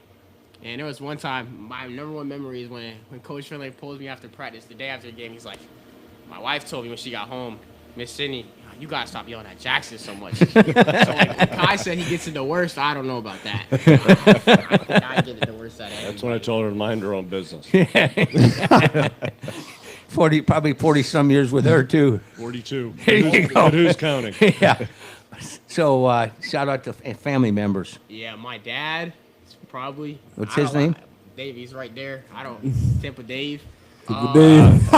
He know everybody. Tampa Chris Dave. Ward, John Arroyo, and then someone new in my life, Andrick Frazier. He Oh, played yeah. with Coach. He played at Vanderbilt. He's kind of like he was a point guard. He makes me like see the game a lot like easier now. And my goal really on the team is to get these two the ball. It's kind of like my job. And so like yeah, he just helps me like break it down. And he played for Coach, so he knows like what I need to do. And so yeah, he's probably like my biggest like go-to right now. Yeah. Anybody else? My uncle who plays. Yes. My mom. That's what I was gonna say. You start out with mom. Have you not figured this out My yet? mom's like she's my ground to everything. Thank you. Yeah, there we who, go. Who does the laundry? Who You lit, feeds bruh. you? Yeah. Good recovery, Jackson. Yeah. Very good. I bailed him out. I know. You set him up. Yeah, my mom's probably my number one. What's mom's name? Christy. Christy. I don't know how she's been married to my dad. Oh. Well, Christy, you got a fine young man here, and I'm sure that he just omitted it for a second. All right, Maya, what about you? Come on. People you want to thank out there. First off, my mom. Oh, yeah? Tiffany. She's in the audience right now. What you what? Probably. Yes, he's out with the little one right now. What's her name? Tiffany. Tiffany. Yes. And your little sister, what was her name? Cecilia. Cecilia. Yeah. I want to thank her too, by the way. She's inspiration. She's cool. Yeah. She's a I'll little say my terrapin, mom. right, Coach? My mom. She's Yep. up. My I won't mom, be there, she's been there for every sport I've played, football, baseball, basketball, no matter what it is. She's always by my side, helping me, giving me tips. You're blessed, champ. My dad, he's really hard on me about basketball. That left Him- hand, But hey- baby. That left hand but works. hey- but That left hey, hand drill works. As we I said, did it. As we said, man, you would not be where you're at today. Come on, you Child gotta always abuse. thank Dad. Child abuse. I used to make my boys go out in the driveway in Iowa. It was snowing. One of them got cut, and I said, "Left hand, hour a day." And my ex would just look at it and go, "It is cold and snowing." I go, "Yep, he's going to remember that left hand." Well, hey, Mike, Same we kind might, of abuse. Mike, we might get snow here, maybe. Yeah, maybe. Okay, go ahead, man. Yeah, just having my dad at my games. I know he's the head coach at Hillsborough High School, so he can't. Oh, be- really? Oh. Yeah, he can't be at every one of my games, but I really appreciate when he's there, because when he's in the stands, mid game, I'll like look at him and he'll like give me tips about something, and I'll use it in the game, and it'll benefit me. So, yeah, him, the whole Skill Center Association, everyone's that's helped me build into the person I am now, and I want to thank Coach Finland for being there for me and just being a great coach overall. Yeah. Great person, great humor. So, yeah. I can tell he's a dry humor guy. I like this guy. I like this guy. You're Yes. coming over more often. We're gonna have some fun. Yeah, but he We was might talking have an about OG loyalty. round table sometime. And I'm available. yeah, that'd be great. Coach Don at Tampa Catholic too. All right, buddy. He almost forgot to mention the number one question. Girlfriend? No go. Okay, Mike, 2 for 1 there and all. His mom's here. Well, guys, we appreciate you, Coach. Let me throw in one more question, okay? Go ahead. So before the interview, one of you was over there. You were streaming a basketball game and all. So I gotta ask, favorite college basketball team? Okay. Ooh, Probably gonna say team? Duke since Coach almost went there. Nah, I wouldn't say Duke. Can I say a player? All right. Yeah. Sure. Go for Colin Carr, Michigan State. it. Okay. All right. All I right. got beat last time at Michigan. Killed me. I'm an Izzo guy. Jackson. UNC, Tar Heels. What? Oh. All right. Did you say my- UNC? Yep, he did. I heard it. I don't think I thought you were a nice kid, Jackson, until I heard that. I don't think I have a specific team. I think my favorite college player right now would be AJ DeBanster. I like the way he plays and like his pace. Well, like I said, go ahead, Coach. Quick Izzo thing. They practiced in our gym when they were playing in the first couple rounds of the NCAA tournament years ago. And you see him on TV and all that stuff. He got off the bus, and this just goes to show you the character of someone who got off the bus with a signed basketball from all of his team and gave it to my son, who was like 6 years old. He had Wow. someone had done some homework and knew that I had a son who loved basketball. And the first thing he did when he got off the bus was hand me an autographed basketball for my son with all of his team. I have a comparable story with my 2 sons. He was in Iowa City, and I went to, should be pulling for the Hawks, but I've always loved his coaching. So he's a great human being. Coach, I'm sure there's families, 40-some years of families that say the same thing about you, and we're blessed that you came over and we got a chance to meet you. Now we're going to bug the hell out of you and get you down here more often. I'd love it. All right. Absolutely. Get another round Thank you, table. guys. Thank you very much for coming down. Yes, sir. Thanks for All having right. us. Once again, Tampa Bay Prep. That was Tampa Bay Prep here. Thank you. Thank you.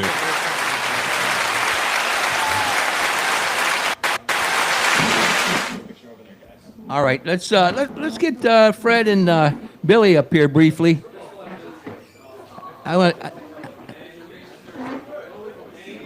Then we got to talk baseball. I got Peter Gollin back in the house. He's an accomplished author. We're going to talk a little Rays. We're going to talk a little bit of hot stove, and but right now we got to talk about tomorrow over at Raymond James Stadium. This entire area has been invaded by Bostonians. It reminds me of the Super Bowl in 2020. You don't need headphones. It's my big mouth. I hear You know that, Billy. How you been, You're brother? invaded by Bostonians. You're welcome. Yeah, you're welcome. Hey, I'm doing great, buddy. Nice to see you, Mike. Hey, where were you the other night when he was sampling every liquor in the world at Sea Dogs? I might have gotten a phone call during that time, I think.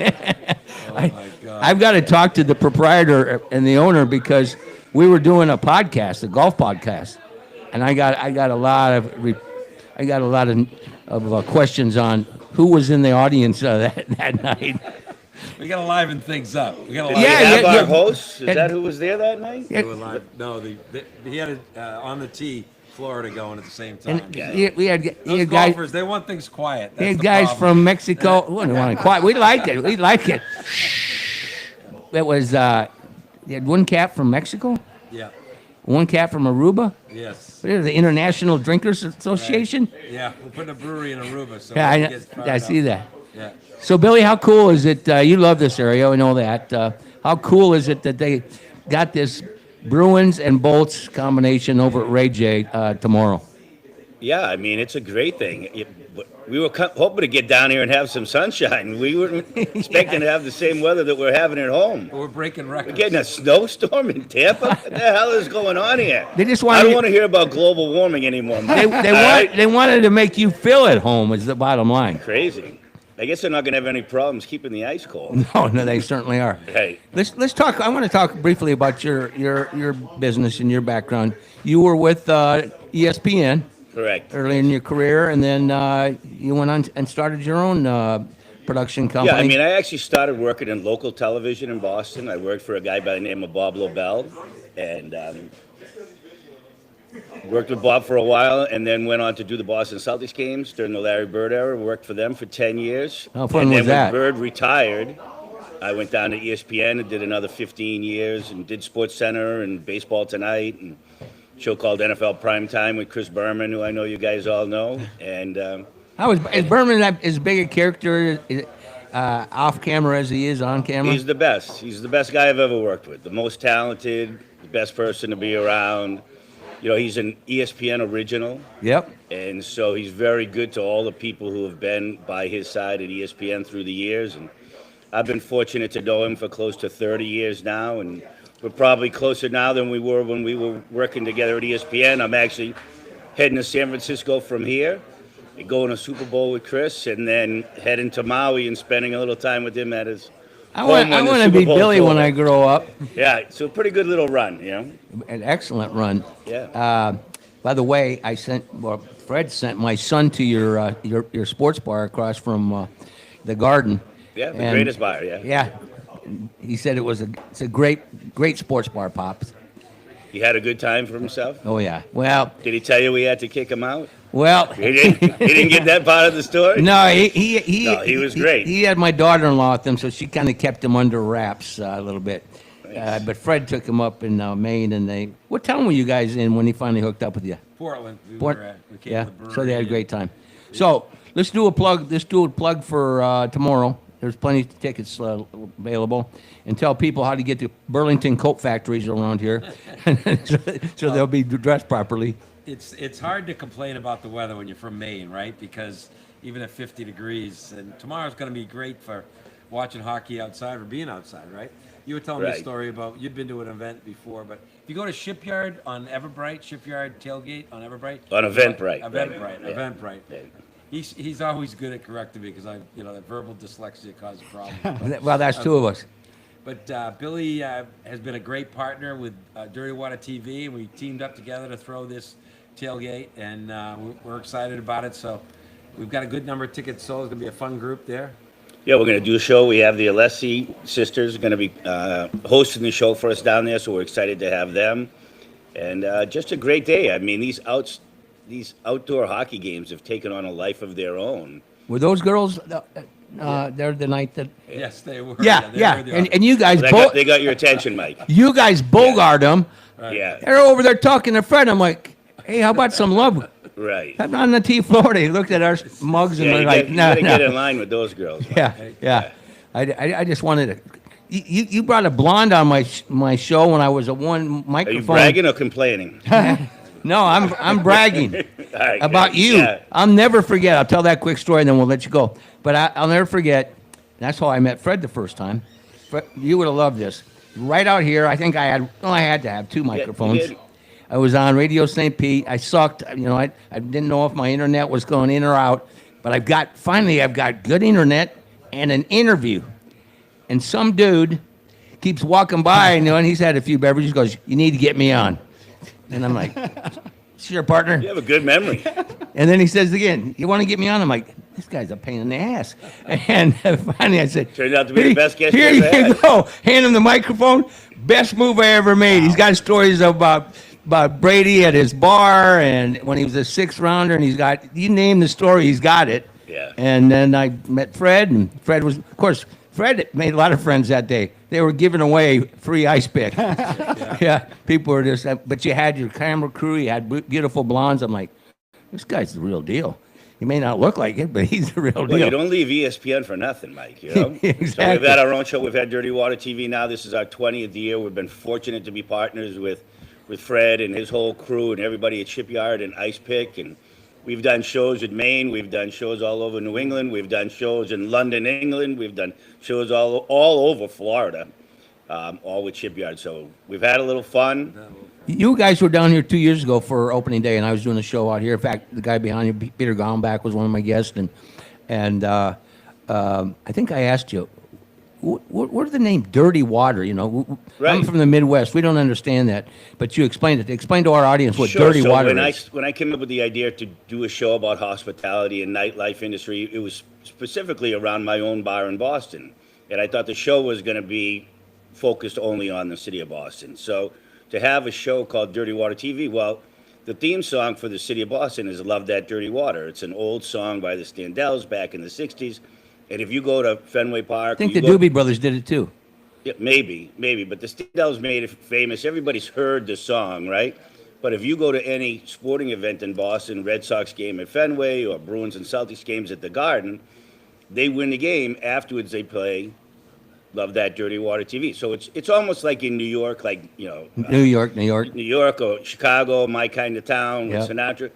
"Love That Dirty Water" is very much the theme song for the city of Boston. So when we were starting a show, which we thought was going to be primarily about the bars and restaurants and nightlife and hospitality and music in the city of Boston, Dirty Water TV seemed like a very natural, because it's a very organic, local, cultural song, and everybody in New England would know about it, and they do.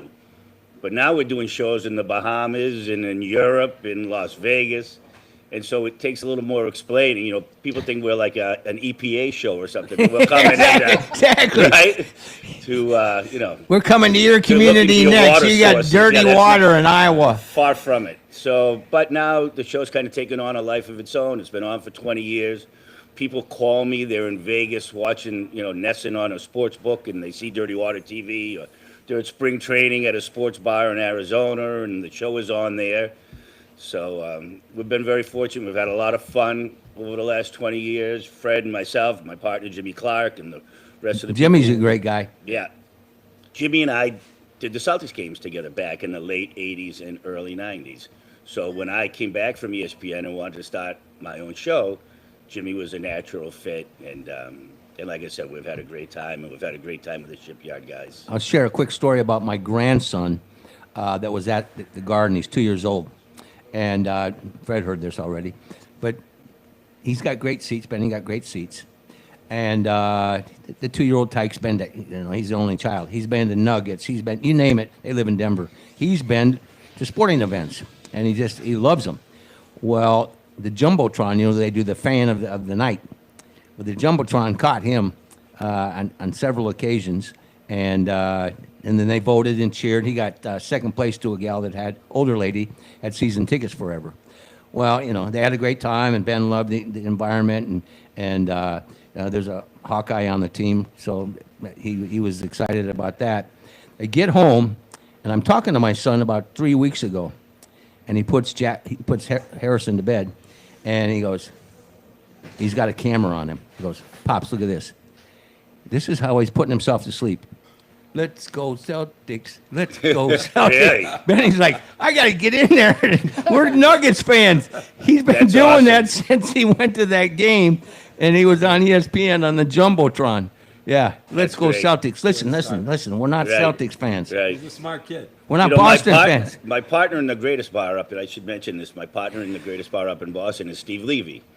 Everybody knows Steve Of from course. ESPN. Well, Yeah. Steve is down here doing the game this weekend for ESPN. Really? He's your Yeah. partner there, up He's there. my partner. He and I started the same day at ESPN, August 9th, 1993. Yeah. When are you Yeah, gonna the write? When are Boston you gonna guy write and the New book? York guy. When are you gonna write the book, Billy? Yeah, you're about the 100th person who's asked that question. So we'll see. You know, I've worked a lot with Chris, and a lot of people ask Chris when he's going to write the book, and he said Pete Rozelle never wanted to write a book because he wanted all the stories to remain private and himself, and so that's why Boomer doesn't do a book. And if those guys couldn't write a book, I sure as hell can't write a book because I got Well, better- you got running I mates got more like this. stories than both of them combined. Yeah, these guys, they don't want you writing a book. Yeah. Well, thank you very much for coming down. You know how I feel about your support of everything we do at Keep the it Tampa going. St. Pete Sports Hey, you're a Connection. good guy, Mike. Happy Well, to be here. Yeah. Well, thank you very much. Have a blast tomorrow. If you can do anything to turn the temperature up in the next 48 hours, we'd appreciate it. But Hey, we try to make the most. I'm of it from down here. Iowa. I'm in the same plate Right. you guys are during the wintertime. So if I don't have Spent a mountains. great, you know, I spent a great NCAA tournament with Larry Eustace when he was coaching Iowa State. We'll talk off camera on Yeah, that. we had those. Yeah, we had a good time with Larry. He was a good guy. I walked out to, well, I can say this now, he's not coaching. I walked out to his car one time. He had a camp, and I put my two boys in the camp. This is summertime. And then he didn't fly, you know. He's afraid of flying. He drove everywhere. Former coach at Colorado Iowa State, State, yeah. and Iowa State. Anyway, wild man. His whole back seat is full of empty beer cans. That's before he That's my guy. Okay. I'm kidding you not. You know, and students are walking up there and the coach is sitting down there in back seat filled with beer cans. Am I right? He had a good time. Yeah, he did. Nothing wrong with that. All right. Well, thank you guys very much for Good to coming be down. with you, Mike. All right. Have fun We're tomorrow. all going. All You right. coming down? No? Well, I'm going to try. All right, buddy. Depends the gods of all this going on. You know how that goes. Okay. I'll save my energy and get over there. I'll We'll Uber save. over there. All right. All right. See you Thanks. Cheers. Cheers. Thanks. Cheers. Thanks, Mike. fellas. Thanks. And you know, there's a segue there. Dirty water, and in the city of Chicago or Boston, we love that dirty water. In Tampa Bay, our song is we're looking for someone to carry our water as a result for where the stadium's going to be for our race. But I just wanted to throw that in there. But thanks, fellas. Thank you. Now let's talk a little baseball with Peter Gollenbach. His lovely bride Wendy's in the house. Did you get a shot of their dog? That's the mascot for the Tampa St. Pete Sports Connection, guys. Get a little shot of the dog there. What's the dog's name again? Willie. Willie. I should remember my middle name's Willard. Willie, you're on camera, dude. We call him Willard sometimes. Better get Willie out of there. He'll knock down the tripod. Come on, Willie. So we were talking a little bit about baseball here, Pete. And Mike's like, "What is there to talk about?" And I'm like, What is there to talk about? "There's always something to talk about, right?" They're stealing our team. Oh, we want to get right into that. They're Okay. stealing our team. First of all, Happy New Year. Great to see you. Happy New Year. And you know, and this is the Tampa St. Pete Sports Connection, a positive perspective on sports. But now I know we're going to change the narrative because there's a little bit of anger in the Tampa Bay Rays fan A base. little bit of anger? Yeah. So fire away, fellas. 17,000 St. Petersburgians who are absolutely friggin' furious. And they should be. Pull that microphone a little closer to you. There you go, I Peter. can do that, or I can move my chair closer to it. Whatever you choose. Do both. Let me ask you this, Pete. Yeah. You've been here long enough, but you know baseball probably more than anyone. Well, anyone that I know, anyway. Baseball Might is, be an exaggeration. well, at least that I know. Uh-huh. But they announced that the stadium's going to be over there. You knew they were going to make a pitch at it, Yeah, good luck. right? And it's not so much that we're wondering about public funds and stuff like that, but this deal they're putting together with the entire 88 acres of the 113, we're going to give you that for 99 years. And the big ask is coming next week. Ron DeSantis is going to be in I town was next week. just going to say Go ahead. that Ron DeSantis is showing up to somehow be a part of that. On the one hand, he said that the state is not going to fund one penny towards the building of this $2.3 billion ballpark. Right. But on the other hand, he did say that he would pay to fix the roads and the sewers and so forth and so on. A few years ago, they had 3 years to raise, Tampa had 3 years to raise $800 million. Right, the city of St. Pete said, go ahead and do it. Let's They see, said, go work ahead and on do it. At 3 the years. end of the 3 years, they raised $3 million. Right. Of $800 million. I want to know who's going to pay for this $2.3 billion ballpark. Right. Well, let me And I ask. want to know why it is that this guy who's coming from Jacksonville Right. is so against putting the ballpark in St. Petersburg. Well, let me ask you this, and I'm going to jump around here because we only have a little bit of time. Were you shocked a little bit last week when right at the Oh, we day can after? keep video streaming on YouTube. Oh, right. Well, were you surprised when Ken Hagen came out literally like moment after they announced it and said, well, if it's not there, it's Orlando? Well, that's ridiculous. Right. Well, tell me why. I'll tell you. The Rays had a minor league ballpark in Orlando, a lovely, lovely ballpark in the middle of Disneyland. Right. And they left, I think, after 2 years. And I asked them, I said, why'd you leave? And it turns out that Disney is the sort of operation that wants all the money. Mm-hmm. So they would Imagine not, that, ESPN. Yeah. Well, they would not allow the ball team to advertise anywhere inside the Disney area. So there were, weekly newspapers where they could advertise, but it wasn't enough. And so they never got any fans because nobody knew they were playing there. Right. And so they left. What years were this? Before Port Charlotte, we're talking about they Before leave Port St. Charlotte. Pete. Yeah. So they're here to come over. But yeah, in that a couple of years, and the Bucks did the same thing with training over there too. And I think they found out it's kind of a neat thing to do to go to O-Town. But at the end of the day, if you're a team trying to make money on your own, being in O-Town isn't going to give you any extra revenue as far as being there. You know what's frustrated me tremendously? About 4 or 5 years ago, a group of us got together, including Mark Ferguson. He was part of this group. And we all went to the Rays. And we said to them, look, we all know people in this town. Give us the opportunity to sell tickets for you. We don't want any money. We just, we're drawing 16, 17,000 a year.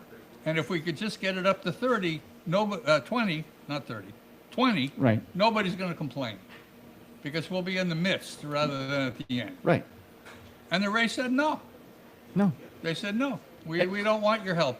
We can do it ourselves. Can you imagine? I never could understand that. I'll tell you what my feelings on that is. Stu Sternberg wouldn't have been able to sell the team to a group that wants to move them to Tampa for $1.5 billion if he'd have proved out that they still work here from a numbers standpoint, which you and I both know they do.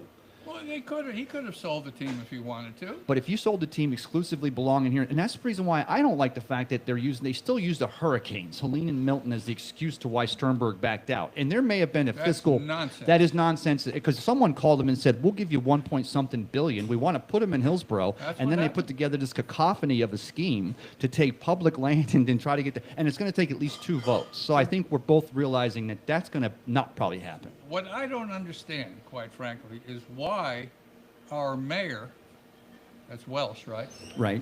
Why he hasn't said to the team, we're more than willing to bring that offer that we offered you before back again. Oh. Because you're going to have to stay here for 3 years. Right. You got to stay here through 28, and it's going to take, you build a ballpark, it's going to take, to 30, so they're going to have to extend that anyway. Right. Oh, it's going to go, right? Because there's no way, even if they broke ground a year ago, there's no way that stadium's done in 3 find years. it, and I could be totally wrong, but who's going to pay for it in Tampa? They're not, the Hillsborough County said no. The city of Tampa said no. Right. The governor said no. Right. They're going to raise $2.3 billion themselves? These people who paid $1.7 billion to buy the team in the first place, No. they're going to build this thing by themselves? Let me ask you this, guys, and I don't pay as much attention to it because I have my man right here. There's been some rumor mill about involvement in some capacity, and I'm thinking from a financial perspective, the Glazer family and the Bucks. Have you heard any rumblings like that? Heard that. Well, I'm glad you asked that because the fact of the matter is, even if the public votes twice to fund this, and then the state's allowed to give them a 99-year lease to make that 88 acres taxless, which is what the Hillsborough County residents are doing. If you let them stay there for 9 and 8 years, you're going to get minimal taxes on their districts. But even regardless of whether that happens, you got to wonder, and you talked about being in Orlando and Disney taking it, do you think the Glazers are across the street watching the Rays getting ready to get twice the property they have and all that, and they want a new stadium in 5 years? No, they got a lot more leverage. Right. So if the Blazers are involved, and let's just put a little hypothetical into that, then that tells me that there's a grander plan. Because I think at the end of the day, geographically, the Lightning, the Bucks, the Rays, I don't know what happens with the Yankees, who were actually there first. We Well, not haven't there brought first. up the Yankees. Go ahead. I was going to go there next. Steinbrenner, initially, George Steinbrenner, initially was the one who fought putting the Rays in St. Petersburg harder than anybody else. Oh, he did. Oh, boy. Boy, oh, boy, oh, boy. And they put it there anyway.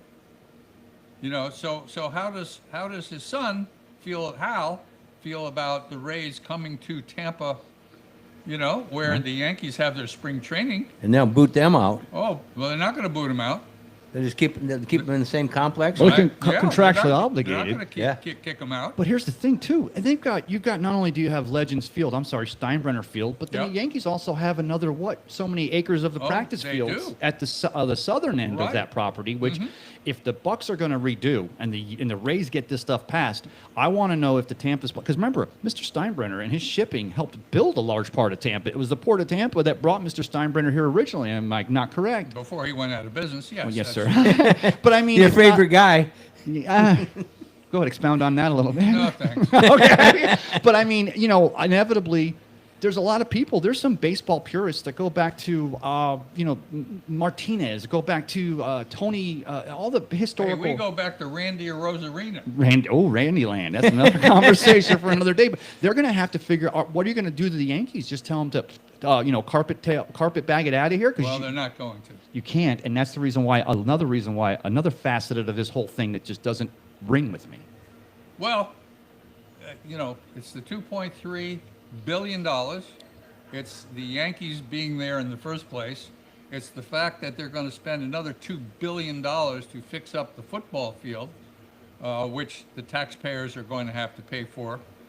When are they going to start talking about here in St. Petersburg, are the politicians talking about renewing this contract and keeping the team here and building a new ballpark, which is what they had wanted to do prior to those two terrible storms? Well, I want to know, when are we going to hear that? I think they have a lot of issues internally that they don't realize that you need to keep your foot on the gas all the time and top of mind for people. And like you said, they're just kind of taking a break from that. They need to now be pushing and say, listen, while you're coming up with these fairy tales, here's where we're at. We're ready to go. Exactly. And keep right pushing now. it. And that's what Right Mark now. Ferguson and anybody in this area are proponents of. Yep. We've got to keep the noise going. That's why we like to talk about it on a continuum basis. Which is why I'm more than happy to do so. Yes, sir. Well, and let me remind you guys, like a good poker game. You're watching a good poker game. I got 3 queens, but I don't have my second card for the full house. I'm waiting for that card, and then somebody ends up getting the flush, and they've washed me out. I guess that's the way you play.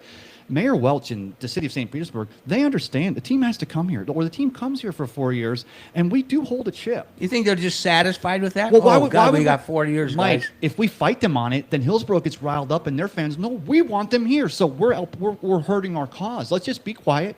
Be the best St. Pete we can be, but I guarantee you the Rays know. Because remember, that original contract from 98 stated all the team has to do is be here in 2027, and you can still get, not the deal they gave Sternberg, but you're still going to get a large portion of that development or a stadium over there. There's still a deal to be had, but you There's got to still- sit on that. Still a deal to be had, and maybe we need a new mayor to do it. Even if we get a new mayor, they start negotiating now. Now Castor doubles down. Now you get Hagan pissed off, and now Hillsborough's giving us a better comp. Let them fail on their own if they're going to Well, fail. They may do that, but what are we doing? You're right. We're not doing What are much. we doing here in St. Petersburg to keep this team here? I have a problem with Babby sat right here and talk to you and talk to this entire packed bar Who did? Ken Babby. Ken Babby. Oh, I missed that. Yeah. We should have invited you. I It happened quick. I mean, it I was- wasn't here, unfortunately, but I listened to him, and he was the most energetic, enthusiastic. He had every poor sap in here believing him, and everybody in there because he bought him a beer. But I actually thought he was a man of integrity and meant what he said. Gee. Yeah, that's how naive I am. Go ahead, Pete. I know you want to say something here. Well, I mean, I've just never understood more than anything else why the two owners of the teams that we've had since 1998 didn't do what Vinnick did with the Lightning, which is to say, to put the fans first. Exactly, and it was a recipe for success. It was. And still is, big time. Absolutely. They love him. There's $300 tickets being sold tomorrow for the to Lightning. sit and freeze your ass And off. let's do a to shout watch out here. hockey. And you know how cold it's going to be I tomorrow. know. Oh, Well, and my goodness. Shout out here, Jeffrey Vinnick was involved in a snowmobile accident, and he Yes. does have some injuries. He's expected to have a full recovery. He broke his leg. Yes, sir, and he had some head injuries, but he's not going to be able to make it tomorrow. But what a great point, because I mean, all they had to do was say, "We love you, Pinellas County, Yeah. St. Pete. Build around us. That's We're all. here." But then they use the excuses to stadiums because Well, Sternberg's it's a money always, guy. always with Sternberg. Oh, Investments. We don't have enough fans. Oh, the poor team. I was never a fan of that dude. Well, I mean, what about the 16,000 people who were fans? How about Wait. what about No, I'm a us? fan of the Rays. I enjoyed the I've Rays had season experience. tickets for 20 years. What about me? There you go. And let me go. You're a member. Remember that. A member. He's a member. I remember when they made that label change. Yeah. And you were on the air like that week. Yeah. He went off. Member? What do you mean I'm a member? Well, We're so I allowing want you. my seat in section 300, row B, numbers 6 and 7 back. I want my seats back. Nice. Actually, I called them, asked them whether they're going to do that, and their answer was maybe. What, for this season?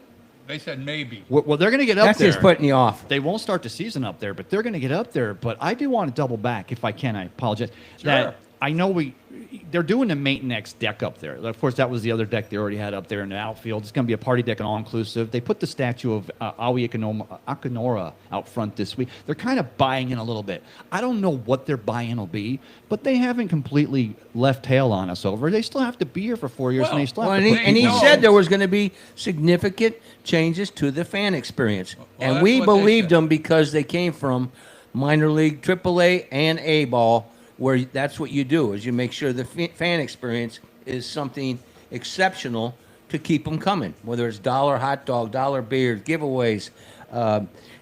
We believed him on that night. We tried Bill Veck's son, Mike Veck, for about 2 months. Right. He was the genius from Chicago. They wouldn't do disco record They burn would night, not. so we had to get him out of here. They wouldn't do the I tell you what, he disco did damn well up in the destruction twin. He did damn well with the St. Paul Saints. He sure did. He'd have done well here. And I watched that. Well, the problem here was Sternberg's like, don't get him. Well, was it Sternberg or Namoli at that? No, it was Namoli. Sternberg. Namoli. Yeah, He's like, Namoli. don't get him too popular because we're holding out hope to go to Hillsborough County in 2026. I'm kidding, but yeah, what was the reason why the Sternberg didn't buy in? What was the reason why they didn't do fan experience? It was always I never could understand it. it was always a thing of here we are, come, and it's like Yeah, it Look, didn't work that way. I went to them. I had lunch with their boy,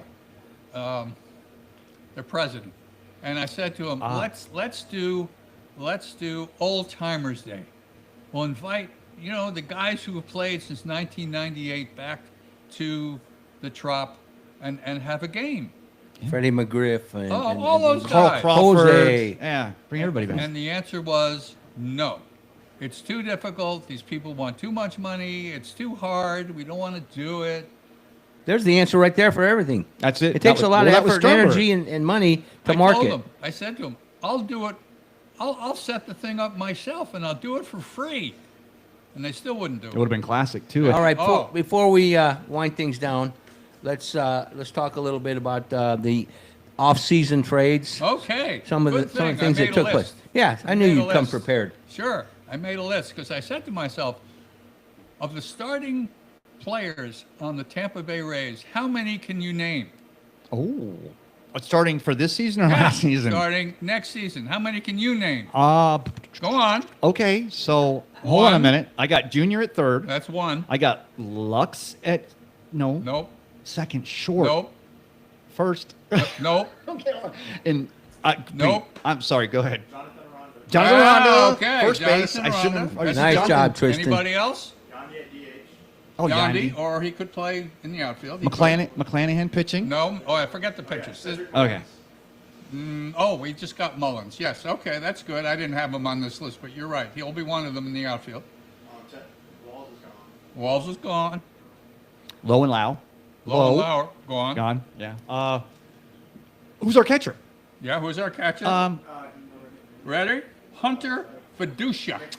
No. Fiducia. Hunter Fiducia is our catcher. You ever heard of Hunter Fiducia? Yeah. You did. Ooh. Okay. He's but they did invite 25 non-roster players to Hot come to dog. camp, right? Yeah. And they Yeah. all hit 190. And they all get paid $17.50 a day and a per diem for a meal at dinner time. But I mean, All right, so we got Richie Palacios. we have in left field. Junior Caminero, Jonathan Aranda, and these guys are hitting okay.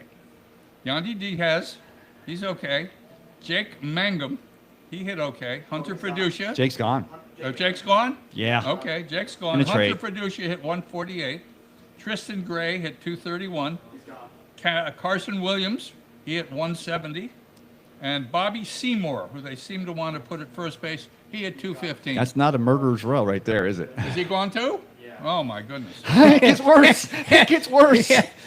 Oh, the thing is, it's not a murderer's row by any stretch of the imagination. And some fans were mad that It sounds murderous. Are well, you kidding me? it's going to be murdering, or the fans were trying to Exactly. get Who the motivated hell to go is there that? next year. But they said that a lot of fans were kind of put off that the Rays were bought for $1.5 billion, and we didn't sign someone like to a $100 million contract. Well, Were you shocked?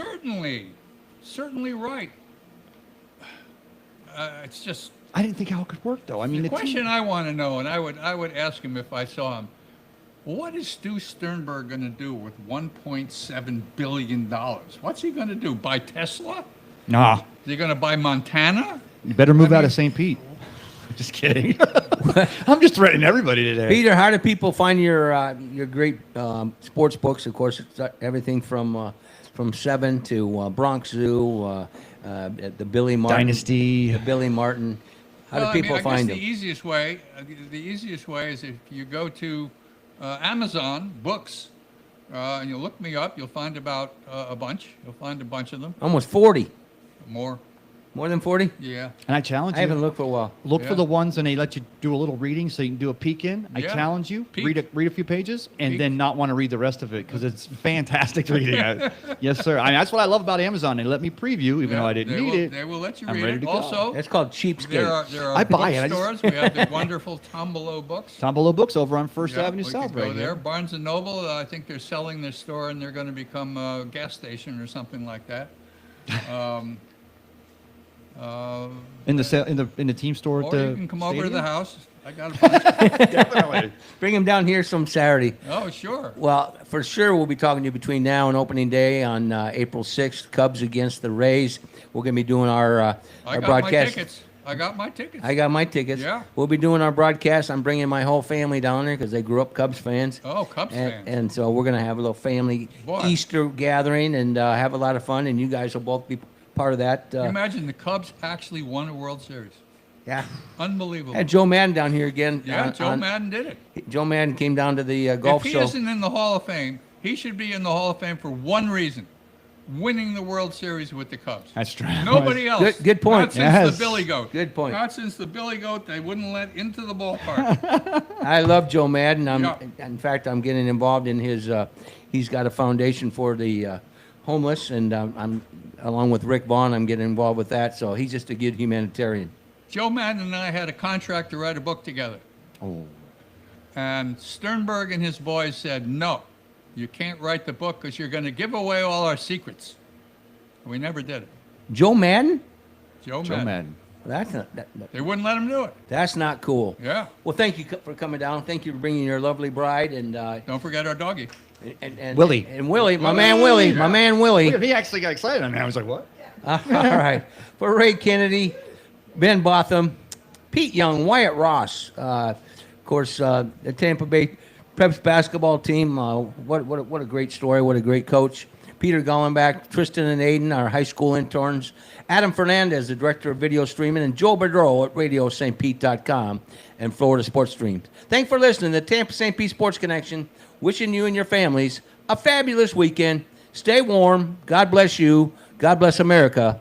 And as always, be sure to have a championship day. Fantastic. Touched a lot of topics.